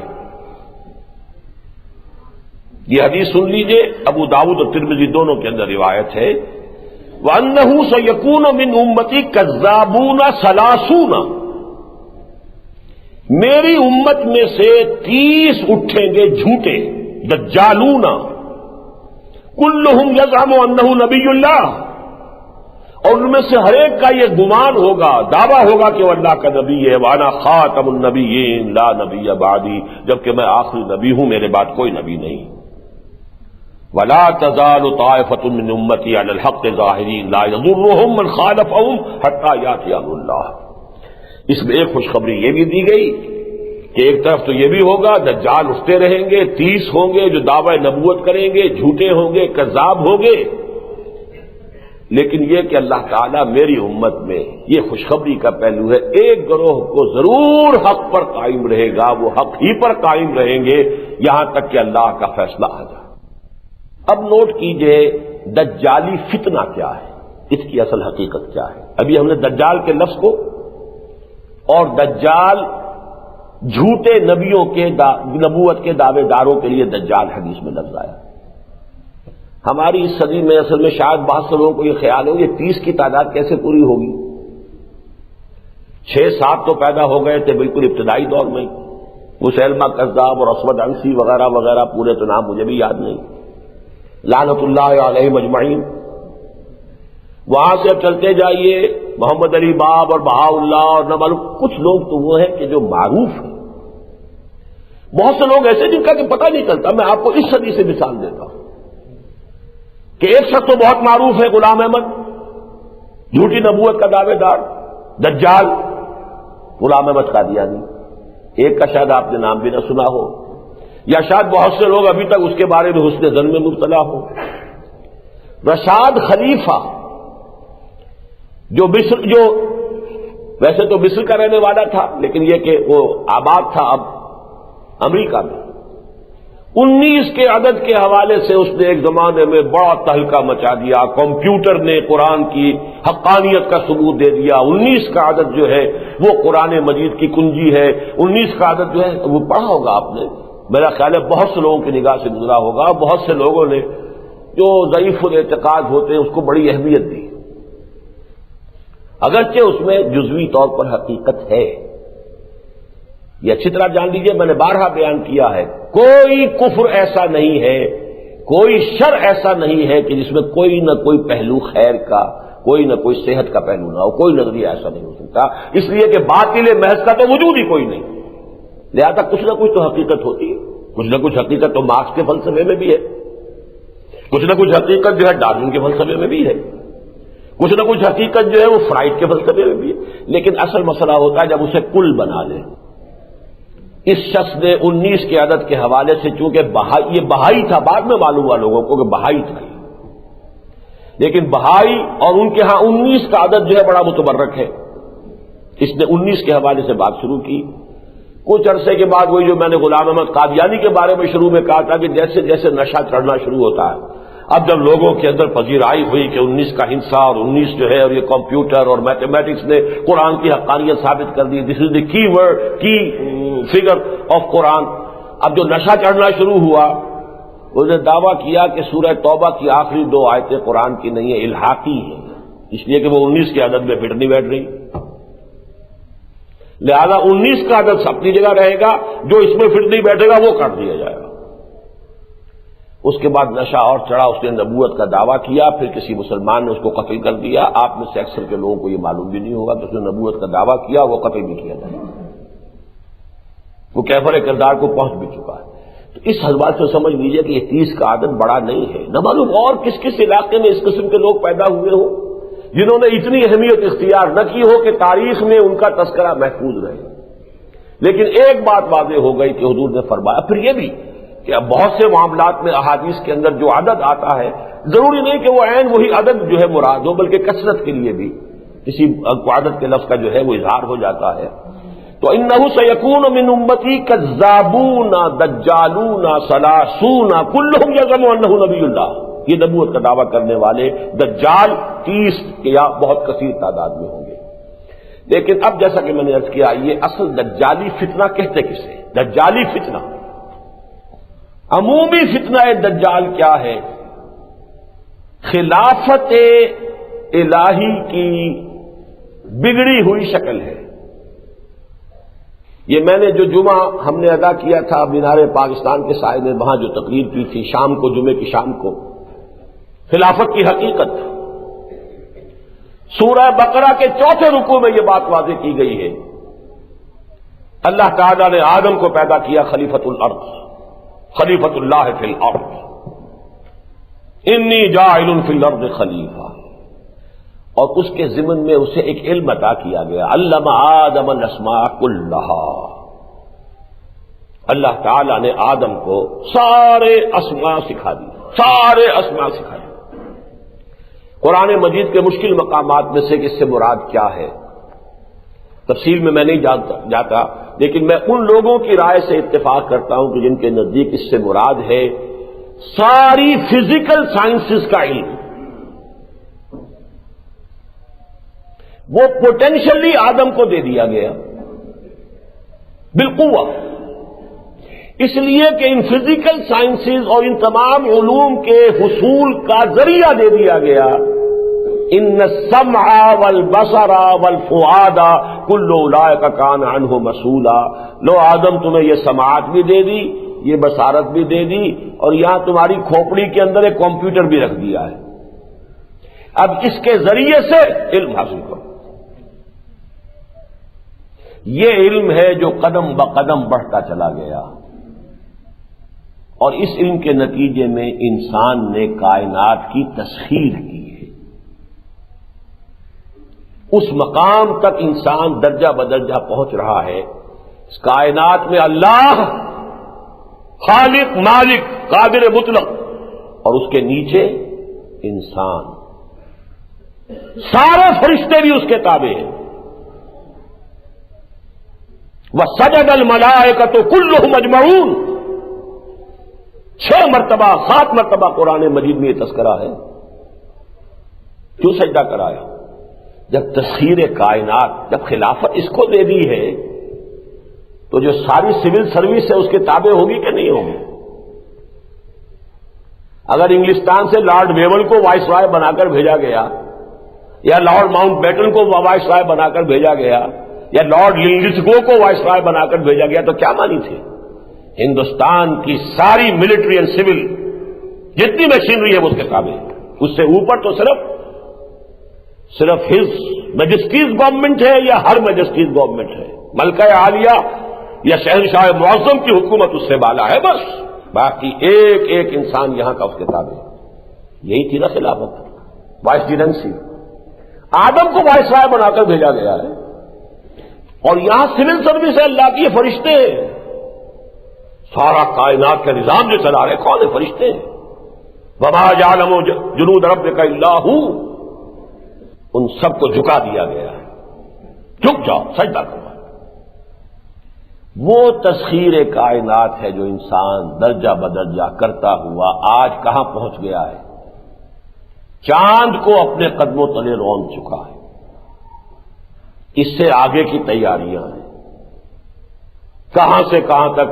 علامہ اقبال نے جو نقشہ کھینچا ہے بڑا پیارا نقشہ ہے کہ عروج آدم خاکی سے انجم سہمے جاتے ہیں، کہ یہ ٹوٹا ہوا تارا مہ کامل نہ بن جائے۔ مہ کامل تک تو پہنچ گیا، اس سے آگے کہاں جائے گا انسان؟ اب دیکھیے، میں آپ کو قرآن مجید میں، جیسا کہ میں نے اصول ہمیشہ بتایا ہے، اہم مضامین کم سے کم 2 جگہ ضرور آتے ہیں۔ 2 آیتیں سنا رہا ہوں آپ کو۔ الم تروا ان اللہ سخر لکم ما فی السماوات وما فی الارض۔ قرآن مجید جب کہتا ہے ما فی السماوات وما فی الارض، کل کائنات مراد ہوتی ہے، صرف زمین ہی مسخر نہیں کی گئی، جو کچھ آسمانوں میں ہے، فرشتوں کے لشکر کہاں ہیں؟ سب مسخر ہے۔ یہ ضرور ہے ایک پوٹینشیلٹی کو ایکچویلٹی بننے میں وقت لگتا ہے۔ آم کی گٹھلی سے آم کا درخت وجود میں آ جائے گا، لیکن وقت لگے گا۔ وہ سفر ہے جو آدم نے طے کیا ہے، لیکن مسخر تو کر دیا گیا، فرشتے تابع کر دیے گئے، کل کا کل علم عطا کر دیا گیا، اس کو حاصل کرنے کے ذرائع دے دیے گئے۔ ان السمع والبصر والفؤاد کل اولئک کان عنہ مسئولا۔ الم تروا ان اللہ سخر لکم ما فی السماوات وما فی الارض، سورہ لقمان کی آیت نمبر 20 ہے یہ۔ اور سورہ جاسیہ وسخر لکم ما فی السماوات وما فی الارض جمیعا منہ، اور اضافہ کر دیا تمہارے لیے ہم نے آسمانوں میں جو کچھ ہے، زمینوں میں جو کچھ ہے، وہ کل کا کل مسخر کر دیا ہے۔ یہ خلافت آدم ہے، تسخیر کائنات کی شکل میں جو بڑھتی چلی جا رہی ہے۔ اللہ نے اس کے ساتھ ایک بیلنسنگ فیکٹر دیا تھا۔ سورہ بقرہ کے 4 رکوع کے آخر میں اس کا ذکر ہے۔ دیکھو آدم، تمہیں ہم نے یہ سب کچھ دے دیا، لیکن ایسا نہ ہو کہ تمہارا دماغ پھر جائے، کوئی نشہ چڑھ جائے، بغاوت پر آمادہ ہو جاؤ۔ تو ہم نے ایک دوسرا سلسلہ بھی ہم جاری رکھیں گے، وہی کا سلسلہ جاری رکھیں گے۔ وَإِمَّا يَأْتِيَنَّكُم مِّنِّي هُدًى فَمَن تَبِعَ هُدَايَ فَلَا خَوْفٌ عَلَيْهِمْ وَلَا هُمْ يَحْزَنُونَ وَالَّذِينَ كَفَرُوا وَكَذَّبُوا بِآيَاتِنَا أُولَٰئِكَ أَصْحَابُ النَّارِ هُمْ فِيهَا خَالِدُونَ۔ وحی کا سلسلہ جاری رہے گا۔ جو کوئی بھی ہماری اس وحی کی ہدایت کے تابع رہیں گے، چلتے رہیں گے، چاہے تم آسمانوں پر پہنچ جاؤ، کوئی خرابی نہیں ہوگی۔ لیکن جیسے ہی آج سے تقریباً 300 سال قبل انسان نے وحی کی طرف سے اپنا رخ موڑ لیا، یورپ میں رینائسنس کے بعد ہی explosion of sciences and knowledge ہوا ہے۔ یہی تو 300 برس ہے جس میں انسان نے سارا کچھ یہ حاصل کیا ہے۔ پہلے تو کیڑی کی چال چل رہا تھا آدم، یہ ایک دم جو دوڑا ہے تو یہ تو یہی 200-250 برس ہے، ایک کے بعد ایک، ایک کے بعد ایک، ایک سے ایک نئی ایجاد، نئی سے نئی اختراع، نئی سے نئی جو ہے وہ انکشافات پے بپے ہوتے چلے گئے، ایکسپلوژن۔ بدقسمتی سے اسی موقع پر ہدایت آسمانی سے آنکھ بند کر لی۔ اللہ نے 2 آنکھیں دی تھی، ایک آنکھ تھی وہ علم اسماء کی، ایک آنکھ دی تھی وحی کی، ایک آنکھ بند کر دی۔ وہیں سے یہ کانی دجالی تہذیب شروع ہو گئی۔ اب جتنا کچھ تم نے حاصل کیا یہ تمہاری تباہی اور بربادی کا ذریعہ بنے گا۔ کتنے کتنے ریسورسز آف فوڈ انسان نے دریافت کر لیے، لیکن بھوک ختم نہیں ہوگی۔ ایک بڑی تعداد انسانوں کی، انہیں 2 اسکوائر میلز جو ہے روزانہ نہیں ملیں گے، اس لیے کہ ہدایت سے محروم ہے انسان۔ سائنسی ترقی، ٹیکنالوجی، ایجادات آگے سے آگے بڑھتا چلا جا رہا ہے، ہدایت والا راستہ بند کر لیا۔ یک چشمی تہذیب ہے یہ۔ اس تہذیب کے اندر برا نہ مانیے، ہم سب کے سب غرق ہیں، کوئی کم کوئی زیادہ۔ کوئی بالکل غرق ہو چکا ہے، اس کے سامنے کچھ نہیں، نہ خدا سے کوئی تعلق، نہ آخرت کا کوئی خیال، نہ وحی کا کوئی تعلق، نہ قرآن سے کوئی دلچسپی۔ دنیا اور دنیا کی محنت اور دنیا کا عیش اور دنیا کا ساز و سامان اور دنیا کی سہولتیں، بہت بڑی بات ہے۔ ویلفیئر اسٹیٹ، اجتماعی طور پر بہبود ہونی چاہیے، دنیا میں یہ ہونا چاہیے۔ آخرت کس بلا کا نام ہے، کوئی فکر ہی نہیں۔ اللہ خالق وہ بھی کوئی ہے، ہوگا کوئی، ڈکوسلے ہیں۔ روح بھی کسی شے کا نام ہے، کیا پتا ہے۔ بھائی جسم ہے، جسم کی خیال رکھو، جسم کو پالو، پرورش کرو، اس کے لیے منرلز ہونے چاہیے، وائٹامنز ہونے چاہیے، یہ ہونا چاہیے، وہ ہونا چاہیے۔ روح کس شے کا نام ہے؟ یہ ہے دجالی تہذیب، یک چشم تہذیب۔ کوئی سر کے اوپر سے بھی اس کے پانی گزر چکا، وہ غرق ہے۔ ہم جائزہ لیں گے تو کوئی گھٹنوں تک ہے، کوئی گردن تک ہے۔ اللہ رسول کا نام تو یاد ہے، باقی ساری مساعی، ساری بھاگ دوڑ، ساری دلچسپیاں اس مادے کے لیے، اس دنیا کے لیے، اس جسم کے لیے، اس حیات دنیاوی کے لیے، اس کے سوا کوئی سوچ نہیں، کوئی فکر نہیں، بلکہ کھلم کھلا استہزاء ہے، انکار۔ یہی وجہ ہے، نوٹ کر لیجئے کہ حدیث میں اس دجالی فتنے سے بچاؤ کے لیے سورہ کہف کو علاج بتایا گیا۔ جو شخص سورہ کہف کی تلاوت کرتا رہے گا، اور تلاوت کے معنی وہ نہیں ہے بغیر سمجھے وہ الفاظ پڑھ لینا، سمجھنا، غور کرنا، وہ دجالی فتنے کے اثرات سے محفوظ رہے گا۔ کیوں؟ تھوڑے تھوڑے وقفے کے بعد، یہ سورہ مبارکہ ایسی عجیب ہے، تھوڑے تھوڑے وقفے کے بعد ایک بات کو ریپیٹ کیا گیا ہے۔ اس دنیا میں جو کچھ زیبائش اور آرائش نظر آ رہی ہے، جس سے آنکھیں چکا چوند ہو جاتی ہیں، دی گلٹرنگ ایکسپیرئنس، یہ دجل ہے، فریب ہے، یہ حقیقت نہیں ہے۔ تمہاری ظاہر بین نگاہیں جو کچھ دیکھ رہی ہیں، اپیئرنس اینڈ ریئلٹی، اپیئرنس کچھ اور ہے، ریئلٹی کچھ اور ہے۔ پہلے ہی رکوع میں فرمایا انا جعلنا ما علی الارض زینۃ لها لنبلوہم ایہم احسن عملا۔ یہ زمین میں جو کچھ ہے ہم نے اسے زینت بنا دیا ہے، زیبائش ہے، آرائش ہے، بڑی چمک دمک ہے، اسکائی اسکریپرز ہے، کیا شان ہے، یہ سب زینت ہے تاکہ ہم تمہیں جانچیں کہ تم میں سے کون ہے اچھے عمل کرنے والا۔ وَإِنَّا لَجَاعِلُونَ نَمَا عَلَيْهَا صَعِيدًا جُرُزًا، ایک وقت آئے گا چٹیل میدان کر دیں گے، سب برابر ہوگا، لا يرون فيها لا يرى فيها عوجا ولا امتا، نہ کوئی ٹیلا نظر آئے گا، نہ کوئی اونچائی نہ کوئی نیچائی، بس امتحان کے لیے رخ روشن کے آگے شمع رکھ کر وہ یہ کہتے ہیں ادھر جاتا ہے دیکھیں یا ادھر پروانہ آتا ہے۔ اللہ نے یہ پردہ ڈال دیا دنیا کا، اس پردے کے باوجود آیا یہ اسی دنیا کے زلف گراگیر کے اسیر ہو کر رہ جاتے ہیں یا ہم سے محبت کرتے ہیں، ہم سے لو لگاتے ہیں؟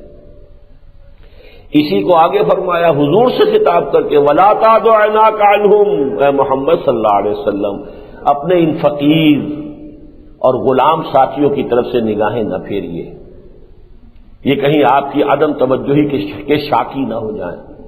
وَلَا تَعْدُ عَيْنَاكَ عَنْهُمْ تُرِيدُ زِينَةَ الْحَيَاةِ الدُّنْيَا، اس کی تعبیر کافی مشکل ہے، میں صرف جو تعبیر میں سمجھتا ہوں کہ صحیح ہے وہ بیان کر رہا ہوں۔ کہیں ایسا نہ ہو کہ لوگ بھی یہ سمجھے کہ محمد کی نگاہ کے اندر بھی یہی چیزیں جو ہیں ان کی قدر و قیمت ہے، یہ بھی دولت مندوں کی طرف ہی رخیے رکھتے ہیں، غریبوں کو نہیں پوچھتے، یہ مغالطہ نہ ہو جائے۔ وَلَا تَعْدُ عَيْنَاكَ عَنْهُمْ تُرِيدُ زِينَةَ الْحَيَاةِ الدُّنْيَا، اور آگے چلیے المال والبنون زینۃ الحیات الدنیا والباقیات الصالحات خیر عند ربک ثوابا وخیر عملا، یہ اولاد اور یہ مال دولت، یہ مال و دولت دنیا، یہ رشتہ و پیوند خدا نے وہم و گما لا الہ الا اللہ، کوئی حقیقت نہیں ہے، باقی رہنے والے تو تمہارے نیک اعمال ہیں اگر ہیں۔ اور آخر میں جو کچھ کہا ہے قُلْ هَلْ نُنَبِّئُكُم بِالْأَخْسَرِينَ أَعْمَالًا الَّذِينَ ضَلَّ سَعْيُهُمْ فِي الْحَيَاةِ الدُّنْيَا وَهُمْ يَحْسَبُونَ أَنَّهُمْ يُحْسِنُونَ صُنْعًا، ہم بتا دیں تمہیں سب سے زیادہ گھاٹے میں کون رہے، بھاگ دوڑ بھی کی، دن رات ایک بھی کیے، مشقتیں بھی جھیلی، پسینے بھی بہائے، لیکن مقصود صرف دنیا رہی تو گھاٹے میں رہ گئے۔ الذین ضل سعیہم فی الحیات الدنیا، جن کی ساری بھاگ دوڑ سعی و جہد دنیاوی زندگی ہی کے اندر بھٹک کر رہ گئی، اس سے آگے ان کا کوئی ہدف ہی نہیں۔ وہم یحسبون انہم یحسنون صنعا، اور خوش ہو رہے ہیں بڑے کامیاب ہو گئے، ہم نے ایک مل کے 2 بنا لیے، 2 کے 3 بنا لیے، میں نے اتنی جائیداد بنا لی، میں نے یہ کر لیا، میں اس جگہ پہنچ گیا، یہ سارا خوش ہو رہے ہیں، ہم بڑے اچھا کام کر رہے ہیں، کامیاب ہو رہے ہیں، حالانکہ ان کی تو ساری سعی و جہد بھٹک کر رہ گئی۔ وہ تیر نیم کش جس کا نہ ہو کوئی ہدف، اللہ نے یہ تمہیں صلاحیتیں دی تھی، وقت دیا تھا، آخرت بناؤ، آخرت کماؤ اور اللہ تعالی کو راضی کرو، اللہ کی رضا حاصل کرو، تم نے کہاں لگا دیا اس کو؟ توانائیاں اپنی جوانی کہاں گوائی، کہاں لگائی؟ یہ ہے اصل میں اس عام جو فتنہ ہے، فتنہ دجالی، اور اس موضوع پر میں آپ کو بتا دوں کہ بہترین جو ہے بات سورہ کہف کی، گویا کہ ایک حوالے سے وہ مختصر تفسیر بھی کہہ سکتے ہیں، لیکن وہ التذکیر بسورۃ الکہف، یہ ایک کتاب چھپی ہوئی بھی ہے، یہ مولانا مناظر حسن گیلانی رحمۃ اللہ علیہ اس صدی کے آغاز میں ایک ایسے شخص ہوئے ہندوستان میں ان سے بہت متاثر ہوں، میں سمجھتا ہوں کہ وہ جامع معقول و منقول ہے، اور ساتھ ہی ظاہر و باطن دونوں کے اندر کمال حاصل کیا، 4 ڈائمینشنز بہت کم لوگوں میں پوری ہوتی ہیں، وہ ہے مناظر حسن گیلانی، انہوں نے کبھی لکھے تھے یہ مضامین، یہ چھپے تھے سلسلے وار، الفرقان جو لکھنؤ سے چھپتا تھا پرچہ، لیکن اب یہ کتابی شکل میں شائع شدہ مل جاتے ہیں، میرے پاس نسخہ ہے وہ حیدرآباد دکن کا چھپا ہوا ہے، یہ کہ اگر آپ تلاش کریں گے مل جائے گا کہ سورہ کہف کے مضامین کا اس دجالی تہذیب کے ساتھ کیا تعلق ہے۔ یہ تہذیب جو مذہب کے اعتبار سے عیسائی تہذیب تھی، یہ تہذیب کے جس کے نتیجے میں انسان نے مذہب کو کھڈے لائن لگا کر اور ساری توجہ جو ہے وہ لگا دی ہے سائنس پر اور ٹیکنالوجی پر اور اختراعات پر، انکشافات پر، ایجادات پر، نتیجہ کیا ہے کہ ایک آنکھ چوپٹ کھلی ہے، ایک آنکھ بند ہے۔ یہ یک چشمی تہذیب بحیثیت مجموعی دجالی فتنہ ہے۔ لیکن آگے چلیے، احادیث سے معلوم ہوتا ہے اس دجالی تہذیب کا ایک کلائمیکس بھی آنے والا ہے ایک شخص معین کی شکل میں۔ وہ انسان ہوگا یا کوئی جن ہوگا، کوئی شیطان ہوگا، کیا ہوگا، اس سے میں بحث نہیں کر رہا۔ اچھی طرح نوٹ کر لیں کہ جیسے ایک اور شخصیت ہے جو سورہ کہف ہی کے اندر جس کا تذکرہ ہوا ہے، عام طور پر جنہیں حضرت خضر کہہ دیا جاتا ہے، حضرت موسیٰ علیہ السلام کا جو معاملہ ہوا اس میں بھی یہی بتایا گیا تھا نا کہ کسی معاملے کا ظاہر اور ہے، باطن اور ہے۔ کشتی ٹوٹ گئی، وہ بیچارے جو تھے جو کشتی ہی سے اپنے روزی کماتے تھے، انہوں نے سمجھا ہوگا ہم پر قیامت آ گئی۔ انہیں کیا پتا تھا کہ اسی وجہ سے کشتی بچ جائے گی، ورنہ بادشاہ نے ضبط کر لینی تھی۔ بظاہر صدمے کی بات ہے، حقیقت میں رحمت خداوندی ہے۔ کسی کا نوجوان بیٹا فوت ہو گیا، وہ تو ماں باپ دھاڑے مار رہے ہوں گے، لیکن یہ کہ انہیں کیا پتا کہ یہ بیٹا سرکش ہونے والا تھا، تمہارے بڑھاپے میں سوہانے روح بننے والا تھا۔ اللہ نے تم پر رحمت کی ہے کہ اسے چھین لیا ہے، اور اس کی جگہ تمہیں اللہ تعالیٰ ایک نیک اور صالح بیٹا دینے والا۔ کیا پتا، ہم تو ظاہر کو دیکھتے ہیں۔ وہ جو سفر حضرت موسیٰ کا ہوا ہے جس کا سورہ کہف میں تذکرہ ہے، وہ کون صاحب تھے جن کے پاس حضرت موسیٰ کو بھیجا گیا، جنہیں ہم حضرت خضر کہہ دیتے ہیں؟ کچھ لوگوں کا خیال ہے کہ وہ کوئی فرشتے ہیں، کچھ لوگوں کا خیال ہے کہ وہ اولیاء اللہ میں سے کسی ولی اللہ کو اللہ تعالیٰ نے لمبی زندگی دے دی ہے۔ بالکل اسی طرح سمجھیے دجال کا معاملہ ہے، وہ دجال اکبر جو آنے والا ہے، جس میں یہ دجالی تہذیب اپنے کلائمیکس کو پہنچے گی، اور وہ مرحلہ ہوگا جبکہ تمام کائنات کی قوتوں پر اس کا قبضہ ہو جائے گا۔ وہ کہے گا بارش برسے اور برسے گی، زمین کو حکم دے گا اپنے خزانے نکال دو، زمین نکال کے خزانے باہر پھینک دے گی، مردوں سے کہے گا اٹھو اور وہ اٹھ جائیں گے، زندہ ہو جائیں گے۔ یہ فتنہ آنے والا ہے، عظیم ترین فتنہ، اہل ایمان کے لیے سخت ترین آزمائش، بہت کم بچ سکیں گے۔ وہ دجال اکبر جو ہے وہ در حقیقت اس دجالی تہذیب کی کلمینیشن، اس کا کلائمیکس، اس کا نقطہ عروج۔ اب وہ انسان ہوگا، شیطان ہوگا، جن ہوگا، واللہ عالم۔ وہ کسی جزیرے میں مقید ہے، جیسے کہ حضرت تمیم داری، یہ ایک عیسائی تھے، ایمان لے آئے، صحابی ہیں رضی اللہ تعالی عنہ۔ انہوں نے آ کے حضور کو خبر دی کہ ہم کہیں سفر پر تھے، اور سمندری سفر پر تو ہمیں سمندر میں طوفان آیا، 1 مہینے تک لہریں ہمیں ادھر سے ادھر ہمارے ساتھ کھیلتی رہیں، پھر اچانک ایک جزیرے تک ہم پہنچ گئے۔ اس جزیرے میں ایک جانور نما عورت بھی ملی اور ایک دجال، اب وہ میں تفصیل میں نہیں جا سکتا، یہ احادیث کے اندر آپ پڑھ لیجئے، وہ وہاں مقید ہے، جکڑا ہوا ہے، اور اس نے خبریں دی کہ میں عنقریب خارج ہوں گا، مجھے اجازت ملے گی یہاں سے، اور پھر میں یہ فتنے جو ہے دنیا کے اندر پیدا کروں گا۔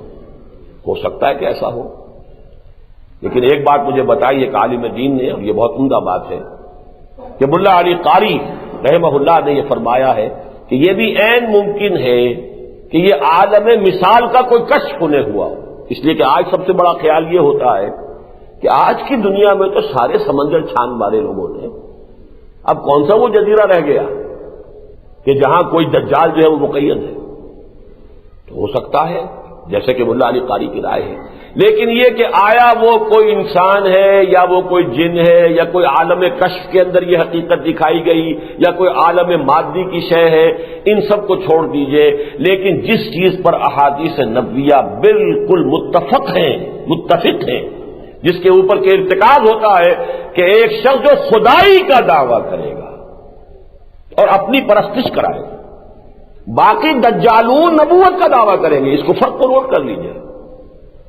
وہ ثلاثون کذابون جن کے بارے میں حضور نے فرمایا وہ جو دجال ہوں گے وہ نبوت کا دعویٰ کریں گے، جھوٹے مدعیان نبوت، جن میں اس صدی میں 2 میں نے آپ کو گنوا دیے، غلام احمد قادیانی اور خلیفہ رشاد بہائی، نبوت کا دعویٰ کیا اور قتل بھی ہو چکا۔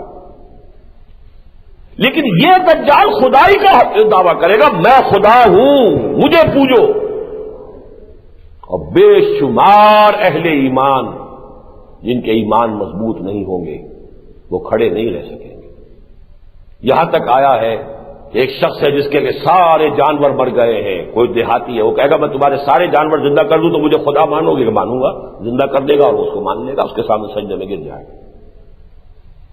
جیسے کہے گا تمہارے آباء و اجداد کو زندہ کر کے لا کے کھڑا کر دوں تو مانو گے مجھے کہ میں خدا ہوں؟ اس کے بعد کوئی شیاطین کو لائے گا کہ جو اس کے آباء و اجداد کی شکل اختیار کر کے آ جائیں گے اور وہ شخص سجدے میں گر پڑے گا۔ پوری یوں سمجھیے کہ سخت ترین آزمائش، وہ جو میں نے ابھی شعر پڑھا تھا، رخ روشن کے آگے شمع رکھ کر وہ یہ کہتے ہیں ادھر جاتا ہے دیکھیں یا ادھر پروانہ آتا ہے، یہ مادی ساری قوتیں جب کسی انسان کے ہاتھ میں آ جائیں اور وہ خدائی کا دعویٰ کرے، پھر بھی اگر کوئی انسان قائم رہ جاتا ہے کہ نہیں، اسی لیے حضور نے بڑی تفصیلی اس شخص سے معین کی شکل بتائی ہے، اس کا حلیہ بتایا ہے، اس کے بال گھنگریالے ہوں گے، اس کی ایک آنکھ ہوگی، وہ یک چشمی تہذیب جب ایک شخص سے مشکل کے اندر جب وہ سامنے آئے گی تو وہ ایک چشم ہوگا۔ یہ سارے معاملات پوری آپ نے تفصیل بتائی ہے کہ اے مسلمانوں، اگر تو میرے زمانے میں اس کا خروج ہو گیا تو میں اس سے نبٹ لوں گا، لیکن اگر میرے بعد وہ آیا تو ظاہر بات ہے کہ پھر تم میں سے ہر ایک کو اس کا سامنا کرنا پڑے گا۔ اور بڑے پیارے الفاظ ہیں، واللہ خلیفتی علی کل مسلم، پھر اللہ جو ہے وہی نگہبان ہوگا کہ وہ میرا خلیفہ ہوگا ہر مسلمان کے لیے۔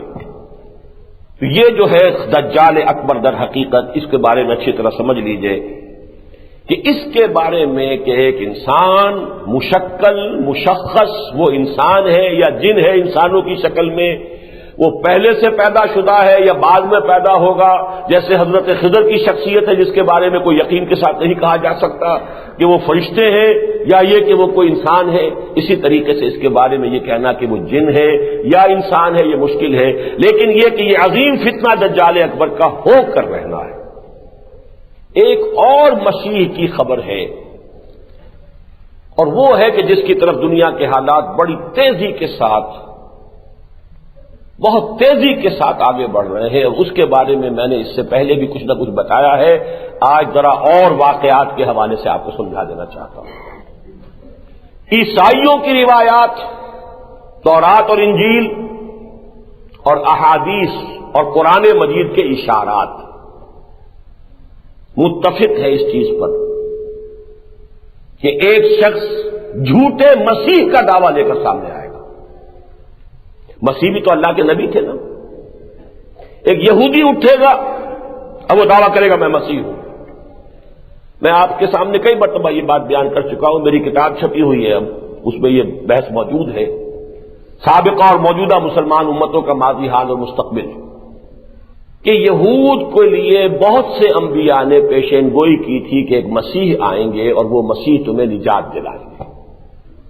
وہ مسیح آئے علیہ الصلوۃ والسلام، عیسیٰ ابن مریم، یہودیوں نے ان کو نہیں مانا، انہیں جادوگر قرار دیا، کافر قرار دیا، مرتد قرار دیا، واجب القتل قرار دیا اور اپنے بش پڑ کے سولی پر چڑھا دیا۔ یہ بات دوسری ہے کہ اللہ نے انہیں زندہ اٹھا لیا، لیکن نتیجہ کیا نکلا کہ ابھی ان کے ہاں ایک جگہ خالی ہے۔ وہ پروفیسیز جو تھیں، جیسے نبی میں نے کہا نبا سے بنا ہے، پروفٹ سے پروفیسی بنا ہے۔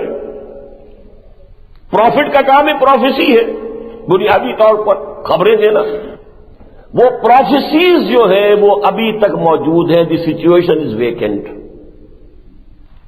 اور یہ میں آپ کو بتا چکا ہوں بہت تفصیل سے، یہود کی باسی کڑھی میں تقریباً 100 سال پہلے ابال آیا، 2000 سال سے وہ ڈسپرس تھے دنیا کے اندر، ڈایاسپورا جسے کہتے ہیں۔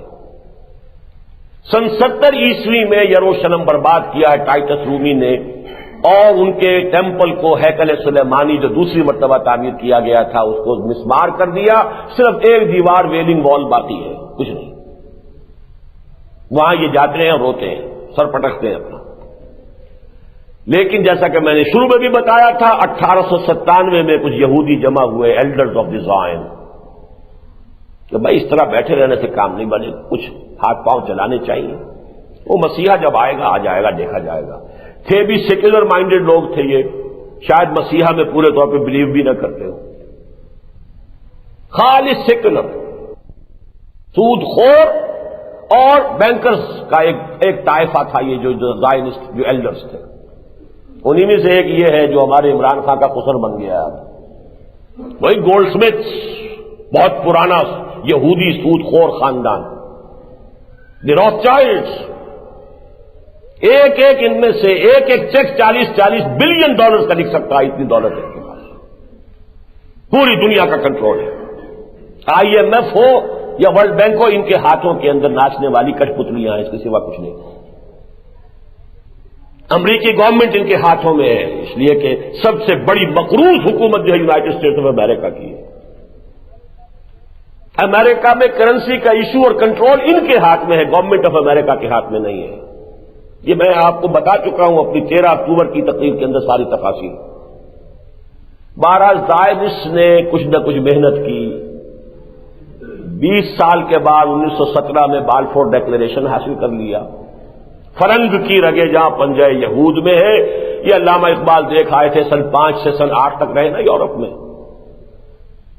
1905 سے 1908 تک جرمنی میں بھی رہے، انگلستان میں بھی رہے، اور دونوں جگہ دیکھ لیا تھا آپ نے کہ کیا حال ہے، فرنگ کی رگے جہاں پنجہ یہود میں ہے، لہذا برطانیہ سے بالفور ڈیکلریشن حاصل کر لیا۔ 1948 14 مئی 1948 کو اسرائیل قائم ہو گیا۔ اس وقت تک مذہبی یہودی ابھی بیٹھا ہوا تھا، وہ کوئی کام کرنے کو تیار نہیں تھے۔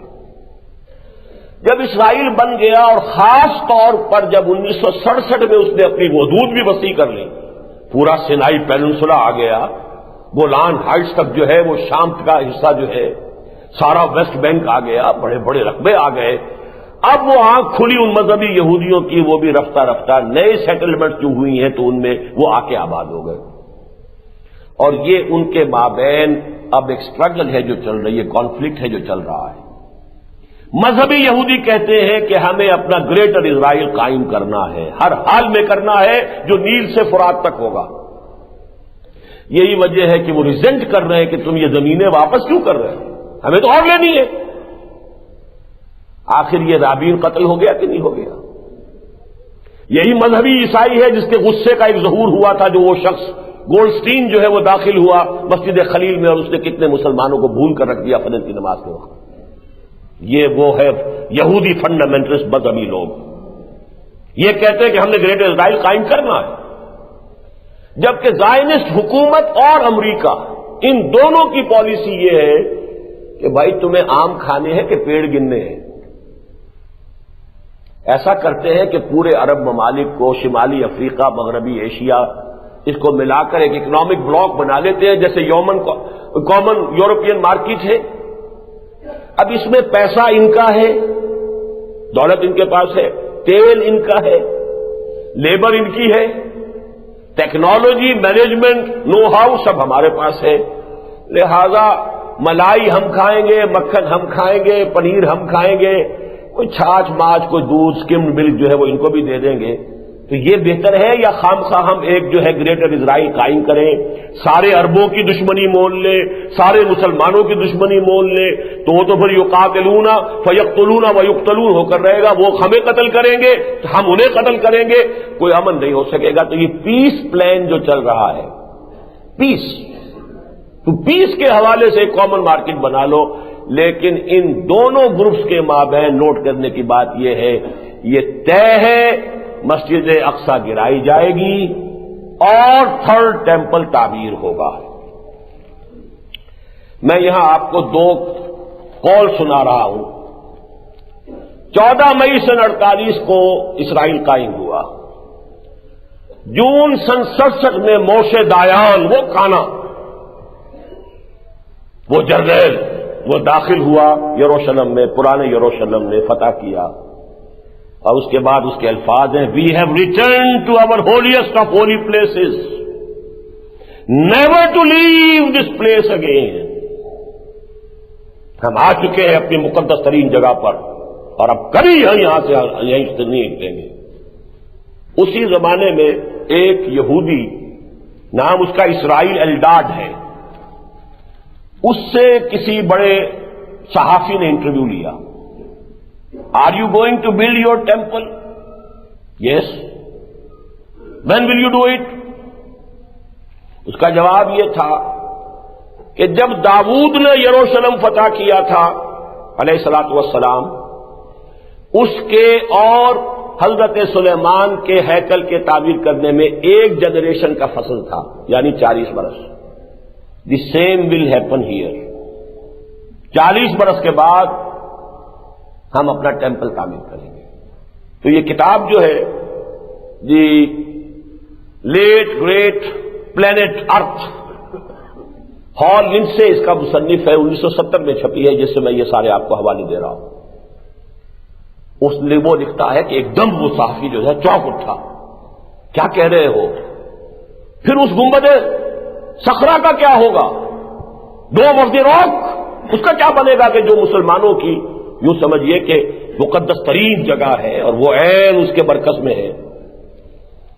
اس نے کہا this is of course an open question, who knows maybe there will be an earthquake, ہو سکتا ہے کوئی زلزلہ آئے اور مسجد قبا گر جائے، کوئی آرٹیفیشل زلزلہ بھی پیدا کیا جا سکتا ہے، کوئی بام وہاں پہ رکھا جا سکتا ہے، بام بلاسٹ۔ 20 سٹوری بلڈنگ جو تھی تباہ ہوئی ہے ایک بم سے، اوکلاہوما میں 200 آدمی مرا ہے ایک بم سے۔ تو سوچئے کہ مسجد اقصی کا کیا حال ہوگا؟ یہ طے ہے، اور 40 برس ان کے اب پورے ہو رہے ہیں۔ نوٹ کر لیجئے 1948 میں فتح کیا تھا، 1998 آیا کھڑا ہے سر کے اوپر۔ اور یہی رشوت ہے کہ جو زائنسٹ دے رہے ہیں یہودیوں کو کہ یروشلم کے معاملے میں ہم قطعاً کوئی کمزوری نہیں دکھائیں گے، یروشلم ہمارا ہے، اسرائیل کا پایہ تخت دارالخلافہ رہے گا، یہیں اب امریکہ کی ایمبیسی بھی شفٹ ہونے والی ہے، وہیں ویٹیکان کی ایمبیسی بھی جو ہے وہ بھی آ کر بننے والی ہے، یہ تو ہمارا ہے۔ اور یہاں پر اور اس کے بعد وہ سارا سلسلہ شروع ہو جائے گا جو احادیث کی کتابوں میں کتاب الفتن۔ ظاہر بات ہے مسجد اقصی کے گرنے کا نتیجہ وہ نہیں نکل سکتا جو کہ ایودھیا کی مسجد کا ہوا ہے۔ ایودھیا کی مسجد تو تھی، اور مسلمانان ہند نے بہرحال اس کو کچھ نہ کچھ اپنا جذباتی ایشو بھی بنا لیا تھا، اور اس میں سمجھتا ہوں کہ انہوں نے ضرورت سے زیادہ معاملہ کر لیا تھا۔ غیر آباد پڑی تھی بہت عرصے سے، اس کی کوئی حیثیت نہیں تھی۔ پھر یہ کہ وہ کوئی ہمارے مقدس ترین مقامات میں سے نہیں تھی، بہرحال ایک مسجد تھی۔ مسجد اقصی تو ہمارا قبلہ ہے، اس حوالے سے نوٹ کر لیجیے۔ اس پر جو طوفان اٹھے گا وہی ہے کہ جس سے اصل میں وہ بھٹی گرم ہوگی، جس کا کچھ آثار اب آپ نے دیکھ لیے۔ سعودی عرب میں بھی بم بلاسٹ شروع ہو چکے ہیں، اور این امریکن بیس پر، اور 4 امریکی مرے ہیں۔ کیا قیامت وہ سعودی عرب کے اندر برپا کریں گے؟ یہاں 2 مرے تھے، اس کے بعد کیا ہوا ہے؟ ساری جو ہے وہاں کے کراچی کے معاملے میں آ کر بٹھا دیا ہے۔ اب وہی ان کی جو ہے ساری سیکرٹ سروس بھی آئی بیٹھی ہوئی ہے، ہمارے سارے معاملات کے اندر تحقیق و تفتیش کا معاملہ وہ اپنے ہاتھ میں لے چکے ہیں۔ یہ تو پاکستان ہے، پھر بھی سعودی عرب تو ویسے ان کے ہاتھوں میں ہے۔ یہ ہیں وہ حالات کہ جس میں کوئی شخص اب کھڑا ہوگا اور کہے گا میں ہوں مسیح، اب میں قائم کر کے رہوں۔ اس کے بعد وہ ملاحم کا سلسلہ، پھر عرب میں اللہ تعالیٰ کے فضل و کرم سے ایک شخصیت ظاہر ہوگی، حضرت فاطمہ رضی اللہ تعالی عنہا کی اولاد میں سے، حضرت حسن کے اسباب میں سے، اور پھر وہ عرب کے اندر وہ مدافعت کا کام، ریزسٹنس کا کام ان کے خلاف شروع کریں گے۔ ادھر سے پھر دجال نکلے گا یہودیوں کا سربراہ ہو کر، کہ جو نبوت کا دعویٰ کرے گا کہ مسیح ہونے کا، خدائی کا دعویٰ نہیں، وہ نبی ہونے کا دعویٰ کرے گا۔ وہ دجال اکبر جو ہے وہ قیامت کے بہت قریب کی نشانیوں میں سے ہے۔ یہ دجال جو ہے جو نہ مسیح ہونے کا دعویٰ کرے گا، یہ تو سمجھیے کہ چند سالوں کی بات ہے کہ آیا چاہتا ہے۔ اسی لیے اس کی بڑی تفصیلی خبریں احادیث کے اندر دی گئی ہیں، اگرچہ اس کے بعد جو کچھ ہونا ہے، مسلمانوں پر جو ستم ٹوٹیں گے، خاص طور پر عربوں پر، بڑے عجیب سے الفاظ آئے ہیں حضور کی ایک حدیث میں، ویل للعرب من شر قد اقترب۔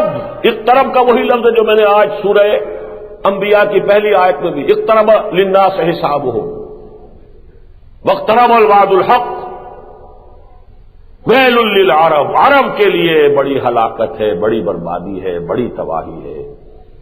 من شر قد اقترب، اس شر سے کہ جو قریب آ چکا ہے۔ تو قیامت قریب آ چکی ہے اور قیامت سے پہلے یہ آنا ہے، سب سمجھ میں آ رہا ہے۔ اس لیے کہ یہودیوں کے ایجنٹ ہی تو آج ہمارے حکمران بنے بیٹھے ہیں، خاص طور پہ عالم عرب میں سب امریکہ کے ایجنٹ، اس کی کٹ پتلیاں۔ مسلمان اگر فنڈامنٹل مسلمان اٹھے گا، اس کی حمیت جوش مارے گی، اس کے اندر جو ہے احتجاج کرے گا، کیا ہوگا؟ سب سے پہلے تو یہی ختم کریں گے، یہی شاہ فہد ہوں گے، ان کی فوجیں ہوں گی، حسنی مبارک ہوں گے، ان کی فوجیں ہوں گی، اور حافظ الاسد ہوں گے، ان کی فوجیں ہوں گی۔ اب اس لسٹ میں اضافہ اور ہو گیا ہے کہ آپ کے یاسر عرفات ہوں گے، ان کی فوجیں ہوں گی۔ یاسر عرفات صاحب جو ہے فلسطین سے بھاگ گئے، اس لیے کہ اندیشہ ہے، انہیں کہہ دیا گیا کہ اب جو فلسطینی لیڈر جو ہیں یہ پی ایل او کے ایک جگہ جمع نہ ہو، اس لیے کہ خطرہ ہے۔ جیسے وہاں ادھر یہودی جو ہے فنڈامنٹلسٹ وہ جاگ چکا ہے، تو ظاہر بات ہے مسلمان فنڈامنٹلسٹ تو پہلے سے ایکٹیو ہے، حماس بھی ہے، حرکت الجہاد بھی ہے، جن کے بہت بڑے لیڈر شقاقی جو ہیں وہ ابھی حال ہی میں شہید ہوئے ہیں۔ بہرحال اس کا جو بھی آنا ہے مسلمانوں پر عذاب، وہ تو آنا ہے، بالخصوص عرب پر، ویل للعرب من شر قد اقترب۔ لیکن اس کے بعد اس کا جو آخری ڈراپ سین ہونا ہے، حضرت مسیح دجال کو قتل کریں گے، ان کی مدد سے اور مشرق سے جانے والی فوجوں کی مدد سے، وہ خراسان ہو یا پاکستان ہو، اللہ کرے کہ وہ پاکستان ہو، کہ یہاں اس سے پہلے وہ خلافت علی منہاج النبوہ کا نظام قائم ہو اور یہاں سے پھر فوجیں چلیں، اور ان کی مدد سے اور حضرت مہدی، پھر یہ جنگیں ہوں گی۔ وہ کتاب الملاحم میں بڑی تفاصیل ہے، ان کی تفصیل میں اس وقت جانا نہیں چاہتا۔ نتیجہ یہ ہوگا یہودی ایک ایک ختم ہوگا اور عیسائیت ختم ہو جائے گی، اسلام اور عیسائیت مدغم ہو جائیں گے۔ حدیث میں آتا ہے حضرت مسیح صلیب کو بھی توڑ دیں گے اور خنزیر کو قتل کر دیں گے، یعنی صلیب کا عقیدہ ختم ہو جائے گا کہ حضرت مسیح کہیں گے مجھے تو کسی نے سولی دی نہیں، مجھے تو زندہ اللہ نے اٹھایا تھا، تم نے یہ سارا جو پکھنڈ جو کھلا رکھا ہے یہ میری مصلوبیت کا، اس کی کوئی حقیقت ہی نہیں۔ یکسر الصلیب، وہ صلیب کو توڑ کر پھینک دیں گے، جو اس وقت ان کی سب سے بڑی علامت ہے، سمبل ہے، وہ گلے میں بھی لٹکا ہوتا ہے اور جو ہر جگہ پر جو ہے گرجے پر بھی کھڑی ہوتی ہے، صلیب ہی تو ہے۔ صلیب کو توڑ دیں گے اور خنزیر کو قتل کر دیں گے، کیونکہ یہ شریعت موسوی میں بھی حرام تھا اس کا گوشت کھانا، اور شریعت محمدی میں بھی، درمیان میں یہ عیسائیوں نے اس کو حلال کر لیا اپنے لیے، تو لہذا وہ بھی معاملہ ختم ہو جائے گا۔ شریعت محمدی ہی کا پھر جو ہے دنیا کے اندر بول بالا ہوگا۔ حضرت مسیح علیہ السلام 40 یا 45 برس تک دنیا میں، پھر وہ امن کی حکومت، عالم اسلام، عالم ارضی پر خلافت علی منہاج النبوہ کا نظام قائم رہے گا، اور اس کے بعد ان کا انتقال بھی ہوگا، طبعی موت بھی واقع ہوگی، اور ایک حدیث کے مطابق حضور ہی کے حجرے میں وہ دفن ہوں گے، اور حضور نے فرمایا قیامت کے دن وہ جب باعث بعد الموت ہوگا، نفخہ ثالثہ کے بعد، تو میں اور مسیح ابو بکر اور عمر کے درمیان میں اٹھیں گے، داہنے بائیں جو ہے ابو بکر اور عمر ہوں گے، درمیان میں ہوں گا اور مسیح ہوں گے۔ ایک بنی اسرائیل کے خاتم الانبیاء تھے اور ایک تمام سلسلہ نبوت کے خاتم ہے محمد رسول اللہ صلی اللہ علیہ وسلم۔ ان دونوں کو اللہ اٹھائے گا۔ اسی حدیث میں یہ آتا ہے کہ وہ شادی بھی ہوگی، ان کی اولاد بھی ہوگی۔ یہ ساری چیزیں ہیں کہ جن میں تفصیل میں جانے کا بھی اس وقت موقع نہیں ہے۔ بہرحال اب اسی پر آج اکتفا کیجیے۔